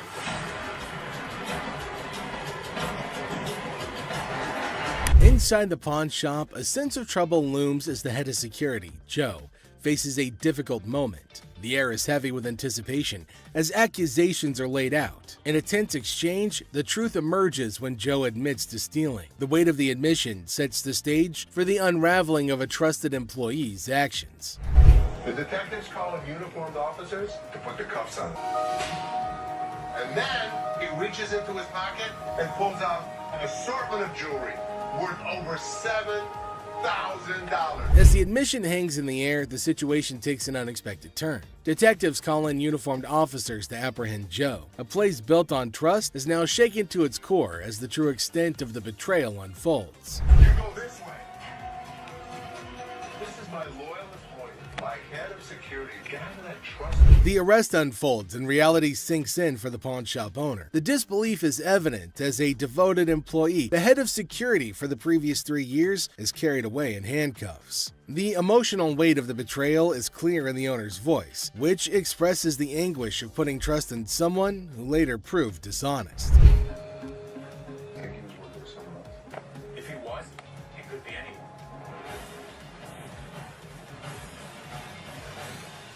As the scene unfolds, questions linger in the air. The owner ponders the possibility of Joe working with someone else, leaving the situation shrouded in uncertainty. The aftermath of the betrayal raises concerns about potential accomplices and adds another layer to the unfolding drama. The final seconds leave the audience in suspense, contemplating the true extent of the security guard's actions. Are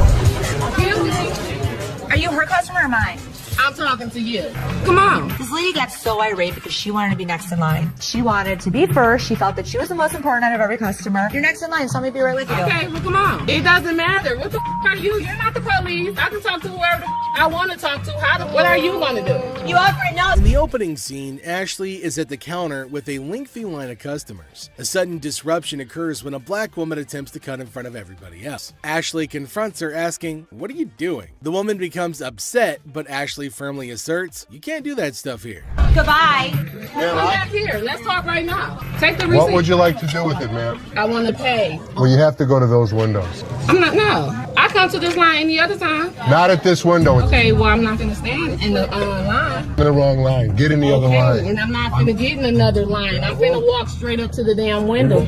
We won't take you. The woman continued standing in line at the counter. Les approached her, inquiring about the situation. She explained that she wanted to pay, but refused to move to the next window. Les informed her that in the pawn shop, crossing others in line isn't allowed, emphasizing the importance of waiting your turn. Care of you. Well, y'all just told me something. See this lady here? All the other customers. Okay, and I always come to this one. I'm sorry. You have to stand in the other line. Okay, well, I'll be back before y'all close.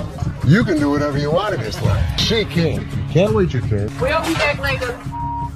Following the interaction, the woman eventually complied and moved to another window. Les, taking action, instructed the workers at that window not to accept their payment. He firmly directed the woman to wait in line like the other customers, reinforcing the shop's policy on fair and orderly transactions. Thank you, sir. We appreciate it. Thank you. Thank you.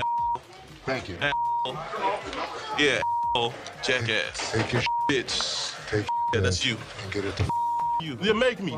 We don't, Sir, we don't want please. this. You can take this stuff. Sir, And sir, put it where the listen. sun don't shine. Listen. I don't know what the problem was. As the interaction begins, the customer expresses gratitude, but the tone takes an unexpected turn. Tensions rise as the customer's language becomes confrontational. The shopkeeper, addressing the situation calmly, refuses to tolerate mistreatment. The dynamics shift from appreciation to conflict, showcasing the challenges of customer service in a brief yet intense moment. Came in here, tried to spend my money is what I did. That's what I did. Okay. And instead of trying to come in here, I'm not even talking to you.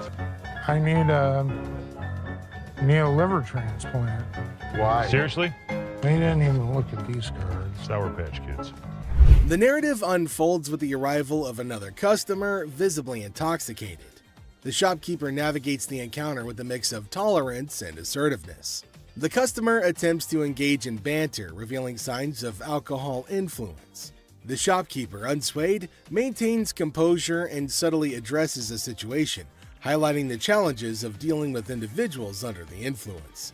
I'm not even out here trying to get this $30. Not paying on my... Wow, 50 for that. Jeff, take him out, please. Better not put it in your car.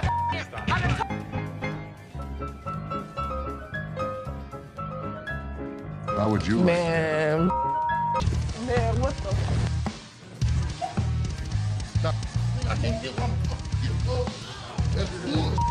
In this segment, a discussion ensues about cards and a potential liver transplant. The shopkeeper encounters a situation where the customer's intentions are unclear.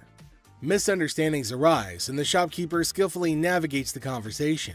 The dialogue touches on humorous elements while portraying the complexity of communication in a retail setting. What, is it, ma'am? Is it? I don't know. You tell me. Man, come on, you the dude with the ponytail? The wife's racking my nuts on the telephone constantly. Got 2 earrings in your ear. Does it matter? Just take it off, put it with mine a little bit, let it get a little bit more weight to it, and go ahead and give me my money. Does that make sense? Right this way. I mean, you can't come back. Damn this! Go out my way now, one of y'all touch me. I'll break this. I'm more than happy to go to the ends of the earth for you. When you come in like an ass, you be walked out like an ass. The scene takes a surprising turn as the atmosphere shifts. The shopkeeper reassures the customers that, despite challenges, the store is dedicated to going the extra mile for them. The encounter, starting with tension, concludes with an assurance of excellent service. This final part encapsulates the roller coaster of emotions within a brief time frame, showcasing the highs and lows of customer interactions. You need some help today? Man, how you doing, brother? What's the deal on this TV here? This TV right here is $400. $400? Yeah. I was in here 2 weeks ago, sold you this mother for $90. Now you gonna ask me $400 for it, man? In the electronics section of the store, a customer named Robert engages in a conversation about a TV with the store employee.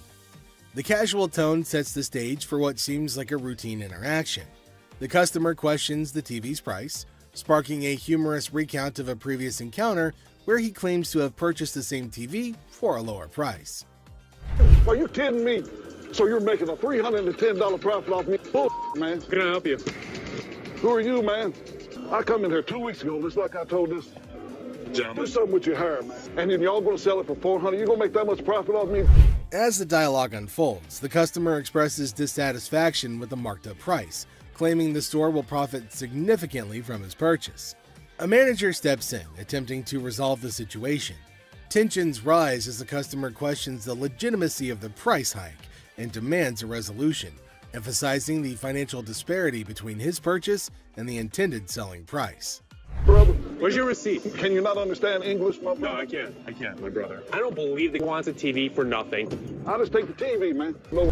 The customer threatens to take the TV and leave without making a purchase. The manager issues a stern warning, asserting that any attempt to take the TV without completing the transaction will result in immediate removal from the store. The confrontation takes an assertive turn, with both parties standing their ground. Once I get this TV. Man, get above me. Man, get off me. My damn shoe, player. You got my shoe. You got my money. this joint. This guy was acting like a total baby. He wanted attention and he got it. Despite the warnings, the customer decides to leave the store, expressing discontent with the entire experience. He accuses the store of mistreatment and vows never to return. The situation concludes with dramatic flair as the customer exits, leaving behind a sense of dissatisfaction and a promise never to return. How are you? I'm good. How are you? Well, actually, I'm not doing so good. No? My grandma just passed. I'm So I sorry. was hoping to Okay, so whose ring is this? my grandma's. Oh. So you want to just pawn it, right? Because you want to be able to get it back? Yeah. Okay. Do you have anything else? It's not real. What you mean it's not real? It's not real gold. A guy comes in feeling sad and asks Ashley to pawn his grandma's ring, explaining that she passed away and it's all he has. When Ashley checks the ring, she gently says it's not real. Concerned, she asks if he's got anything else, wanting to help him in a simple way. You saying that basically y'all sit up here and waste my time talking to you? You don't waste your time. If you have a TV, you can pawn your TV. What the I look like pawning my TV? Do you have a TV? I need to speak with somebody else because you irritate me flat out. It's acting really erratic and it's making me really nervous. Lower your voice. Don't Lower your tell voice. me Lower what to your do. voice. Don't Lower put your voice. finger in Lower my your face. voice. Lower Don't your voice. put your finger. Ashley breaks the news that the ring isn't real. The person gets upset, saying it's not fake. Ashley suggests pawning a TV instead, but he questions why he should. Despite Ashley's efforts, the man gets angrier, repeatedly telling her to lower her voice. Ashley asks him not to point fingers at her face, but he ignores her. I'm trying to help you solve Like the this, issue. lower your voice. The next thing I know, this guy snapped. Lower Don't your tell voice. me Lower what your to do. voice. Don't Lower your put your voice. finger. You got me up. No, let's go. Let me go. Let me go. On the ground. On the ground. On the ground, mother. The security guard intervenes, slamming the upset person to the ground and then dragging him out of the pawn shop. The situation escalates and the guard takes decisive action to maintain order. Next up, we've got this episode where a heavily muscled individual made his way over to meet Les to complain about equipment he got from the store that got busted. Somebody bought this. This piece of junk I bought in here just a couple days ago don't work now. It's broken. What is it? Little ab lounger I bought here, man. Workout. In the midst of the pawn shop's hustle, a burly customer approaches Les with a complaint. He's upset about a busted piece of exercise equipment, an AV lounger purchased just days ago. Les, sticking to the store policy, explains that they can only provide an exchange, not a cash refund. Tensions rise as the customer vehemently rejects the idea of an exchange, demanding his money back. They can only hand over another item in place of the faulty one. If you had the receipt, I could give you an exchange. I could give you I something. don't want an exchange because it's probably going to be some again. How about you just get my money? As the disagreement escalates, the customer insists on a cash refund, dismissing the option of another item. Les faces a dilemma, stuck between policy and customer satisfaction.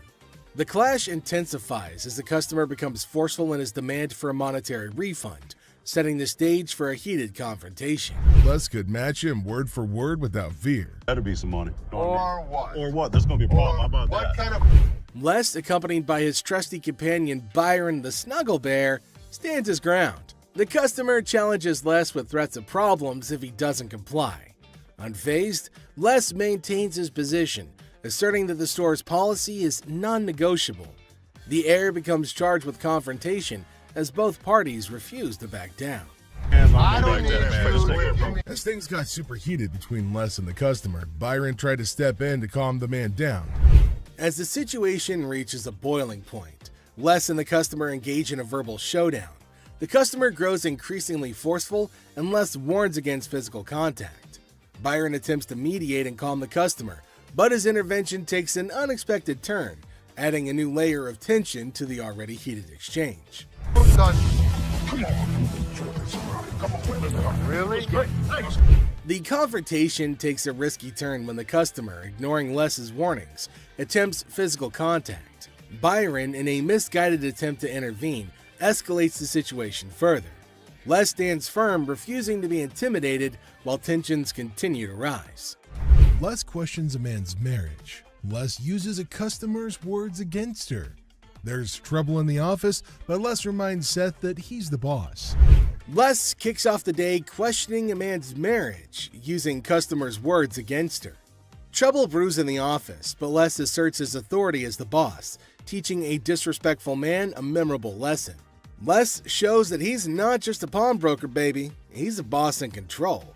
Here are savage Les Gold moments. It looks like Les is more interested in this man's marriage than his business. Les woke up this morning with the urge to roast someone, and of all the people he could roast, he picked this guy. Things take an unexpected turn. Now, in a surprising twist, Les dives into the man's marriage, leaving everybody shocked. Les humorously challenges the man's absurd scenario, roasting him in a way that only Les can. The man's attempt to buy an anniversary present with his wife's jewelry backfires, adding a touch of humor to the pawn shop drama. Get a watch for my wife's anniversary. Oh, it's not your anniversary too? Well, yeah, it is mine too. How many years you been together? 25 years. Oh, okay. How many good ones? So how did you get these? Well, we were going through some of her jewelry. She said this belonged to my grandmother. They're not real. Les posts a customer's watch request, questioning the authenticity of the jewelry. Unfazed, Les detects the fake and confronts the customer's peculiar anniversary gift plan. The customer tries to defend himself, but Les, in his signature style, keeps it real and uncovers the truth behind the fake jewelry. But hold on a second. How come the old man wants to buy his wife an anniversary present with her own jewelry? That is one hell of a ridiculous scenario. What this man could have done at this moment is leave. But nope, some of these customers love to start drama. This is older than both of us. It probably is. But it was fake when it was made, and it's still fake. Les faces a customer who crosses the line, insulting his family. For the first time, Les takes matters into his own hands, delivering a stern warning. The tension rises as Les draws the line, showcasing a side of him that won't tolerate disrespect towards his loved ones. Yeah? Okay, I've seen your wife. Listen, mother, there's two things you don't talk about. What's that? My wife and my family. Oh, now here's the deal. For a moment, we thought... So, two of you. Here's the deal. Get out of here. Two of you. I'll hurt you guys so bad. Sure you will. Better get in front. Sure you will. In a final showdown, Les lays down the law. With no patience left, he kicks the disrespectful customers out, warning them of dire consequences if they return. Les reveals his savage side, making it clear that disrespecting his family won't be tolerated under any circumstances. Hello, how are you doing today? I'm good. How are you, sir? That's good. I want to pawn this TV. I can go 100. Excuse me? So here's a guy who wants $400 on a $200 TV. What the is he thinking? People can help me move my stuff back in my mother's house. 100 is not going to do, sir. I need more than that. But I can't give you more. See, it's a used TV. A young man enters the pawn shop seeking to pawn a TV for $400. Les, the owner, declines the initial offer and counteroffers $100. The guy, explaining his need to move back to his mom's house, expresses that $100 won't be sufficient for his situation. You know, I have to get away. You see this? He did this last night. What did he do to you last night? He beat me up last night. You clearly don't see that. See, you know what? You about to cause me to lose my mother temper. I try to give him the benefit of the doubt. I thought he had nice skin. He didn't have any bruises on him. I don't need to call security. You don't need to call them. What The guy made up a story about daily abuse from his roommate, seeking empathy to pawn the TV for his escape. Les remained skeptical, noting the absence of visible bruises, praising the boy's clear skin. In response, the boy, feeling cornered, requests the involvement of security, hinting at a potential dramatic turn of events. What you gonna do? What, you from Africa? Oh, okay. Anyway, like I said, can you give me the 400 you paid? We sell them for $200. Hello. Y'all. Thank so much. Sure is. Have a nice day. You. Thank you. You better lucky I'm gonna throw this big mother at up. Where is my key? Les, trying to find a middle ground, offers $125, but the boy declines and insists on calling the guards. Les, unfazed, reveals the presence of the guard behind the boy. The situation ends with the boy taking the TV and leaving the pawn shop without the need for additional security intervention. How about your fat ass take it out? The you work here, ain't you getting paid to do this? I look like a butler to you? I don't give a my gonna come in here and get this motherfucker. You better. His big ass gonna beat your little ass, fat bitch. Him and what army? Motherfucker, come from behind this counter. A tense situation arises as a black woman directs angry shouts at a guard. The guard, responding defensively, questions her, asking if he appears to be a butler in a moment of unexpected confrontation. You get back here. Your big ass on my way. Get this motherfucking speaker and take it outside. You want me to stop? Take the You brought it in. You're gonna take it out. So take it out. I'm not picking that up Then and you're taking it leaving it outside. Y'all can get your old ass Take out. your ass out of here. I'm What's gonna your take bitch ass out of here, y'all. You're not going to come in threatening my employees. Who gonna bring it outside? Despite Seth's efforts to intervene, the black woman continues her relentless shouting. Even another guard struggles to remove her. Suddenly, she notices Les, the owner, standing behind her. In an unexpected turn, she bursts into laughter and mockingly tells Les to leave. Yo, big ass, you can grab that bitch too, ogre. Motherfucking big ass, shrink ass, following behind me. We will give you the respect and the decency you deserve, but when you're threatening my family, we throw you out of here. Bitches, for life. Taking matters into her own hands, the woman starts leaving, dubbing the guards as Shrek on her way out. The situation takes an unexpected and humorous turn as she adds a touch of sass to her departure. Let's take a look at it. All right. I'm here with my man, and we got in a big argument, and he left me, so I need to He get left back you home. here? To Hawaii. Oh, really? Where about? Honolulu. Oh, okay. Got a ride from my cousin, so you gotta hurry up. There came a woman at Ashley's counter to sell her chain. Now Ashley's looking at her chain to see whether it's worthy enough or not. She's asking Ashley to hurry up as she has to leave earlier as her spouse has left her alone here. Really? Okay, how much did you need? I was just trying to unknot this for you to be nice, but... 600. What up with that? I got this from one of my aunts in Africa. This is $600. Oh, do you know what it is? It's actually a Tahitian pearl. No, this is from Africa. This is an African pearl. Ashley asked her how much she wanted for her jewelry. Now the woman said $600, which is a lot more than Ashley was willing to spend, since Ashley said that it's not an African stone, but the woman was arguing that it was. 600. My ticket cost 600. That's how much I need. Do you have anything else? No. Excuse me? No. Ashley told her that they're not African pearls, so it's not worth $600, but far less. It was at this point that the woman started acting rude. Ashley got shocked at her stupidity and rude behavior. Eventually, she started behaving really bad as Ashley got angrier. What's gonna happen next? 600 or not? You can't get 600 on this. Okay. And also, don't call me a bitch. So you mean to tell me that this ain't worth a mother thing? That's not what I said. It could be worth something. Okay, can I get $5.99? No. Some kind of problem? Okay. Exactly. Can I get $600 No, or you not? can't get anything. Okay, You can't talk to her like this. You can't get... Oh, I can left you now. Bitch, you don't know what I'm not leaving no place. Yes, you are. Oh, no, I ain't. Oh, yes, What? you are. What are you gonna do? I'll kiss my... Honey, you don't have that kind of money. All right, you. All of y'all. Bitch. If you want some help, talk to us like a human being. Outside. I'm leaving. Aloha. Who the they think they is? Them. Which... Some jewelry for my daughter. Her birthday's in like 2 weeks. For sure. How old is she gonna be? She's gonna be 12. She's gonna be 12. Yep. Do you want a Kleenex? I've got allergies, man. I itch like super bad. I'm not picking it, I promise. Okay. We have a heart one that's really pretty. Can I see it? There came a man to Ashley asking for something to buy for his daughter. Now he inferred that she's about 12 years old and he wants something interesting for her. But he's constantly picking his nose, which was making Ashley cringe. He's not stopping from doing such cryptic things, but he's constantly doing it in public. Ashley asked him to let her know if there was something he was interested in buying for his daughter. Look at it. How much you want to spend? Like 100, 150, but 75. can I touch it though? That's bull.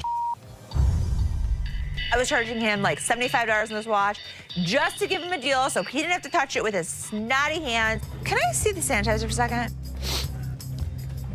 Now the man selected a watch, but Ashley didn't want him to touch anything with his dirty hands. She asked him about his range and he said he wants something under $100, and the watch was $75.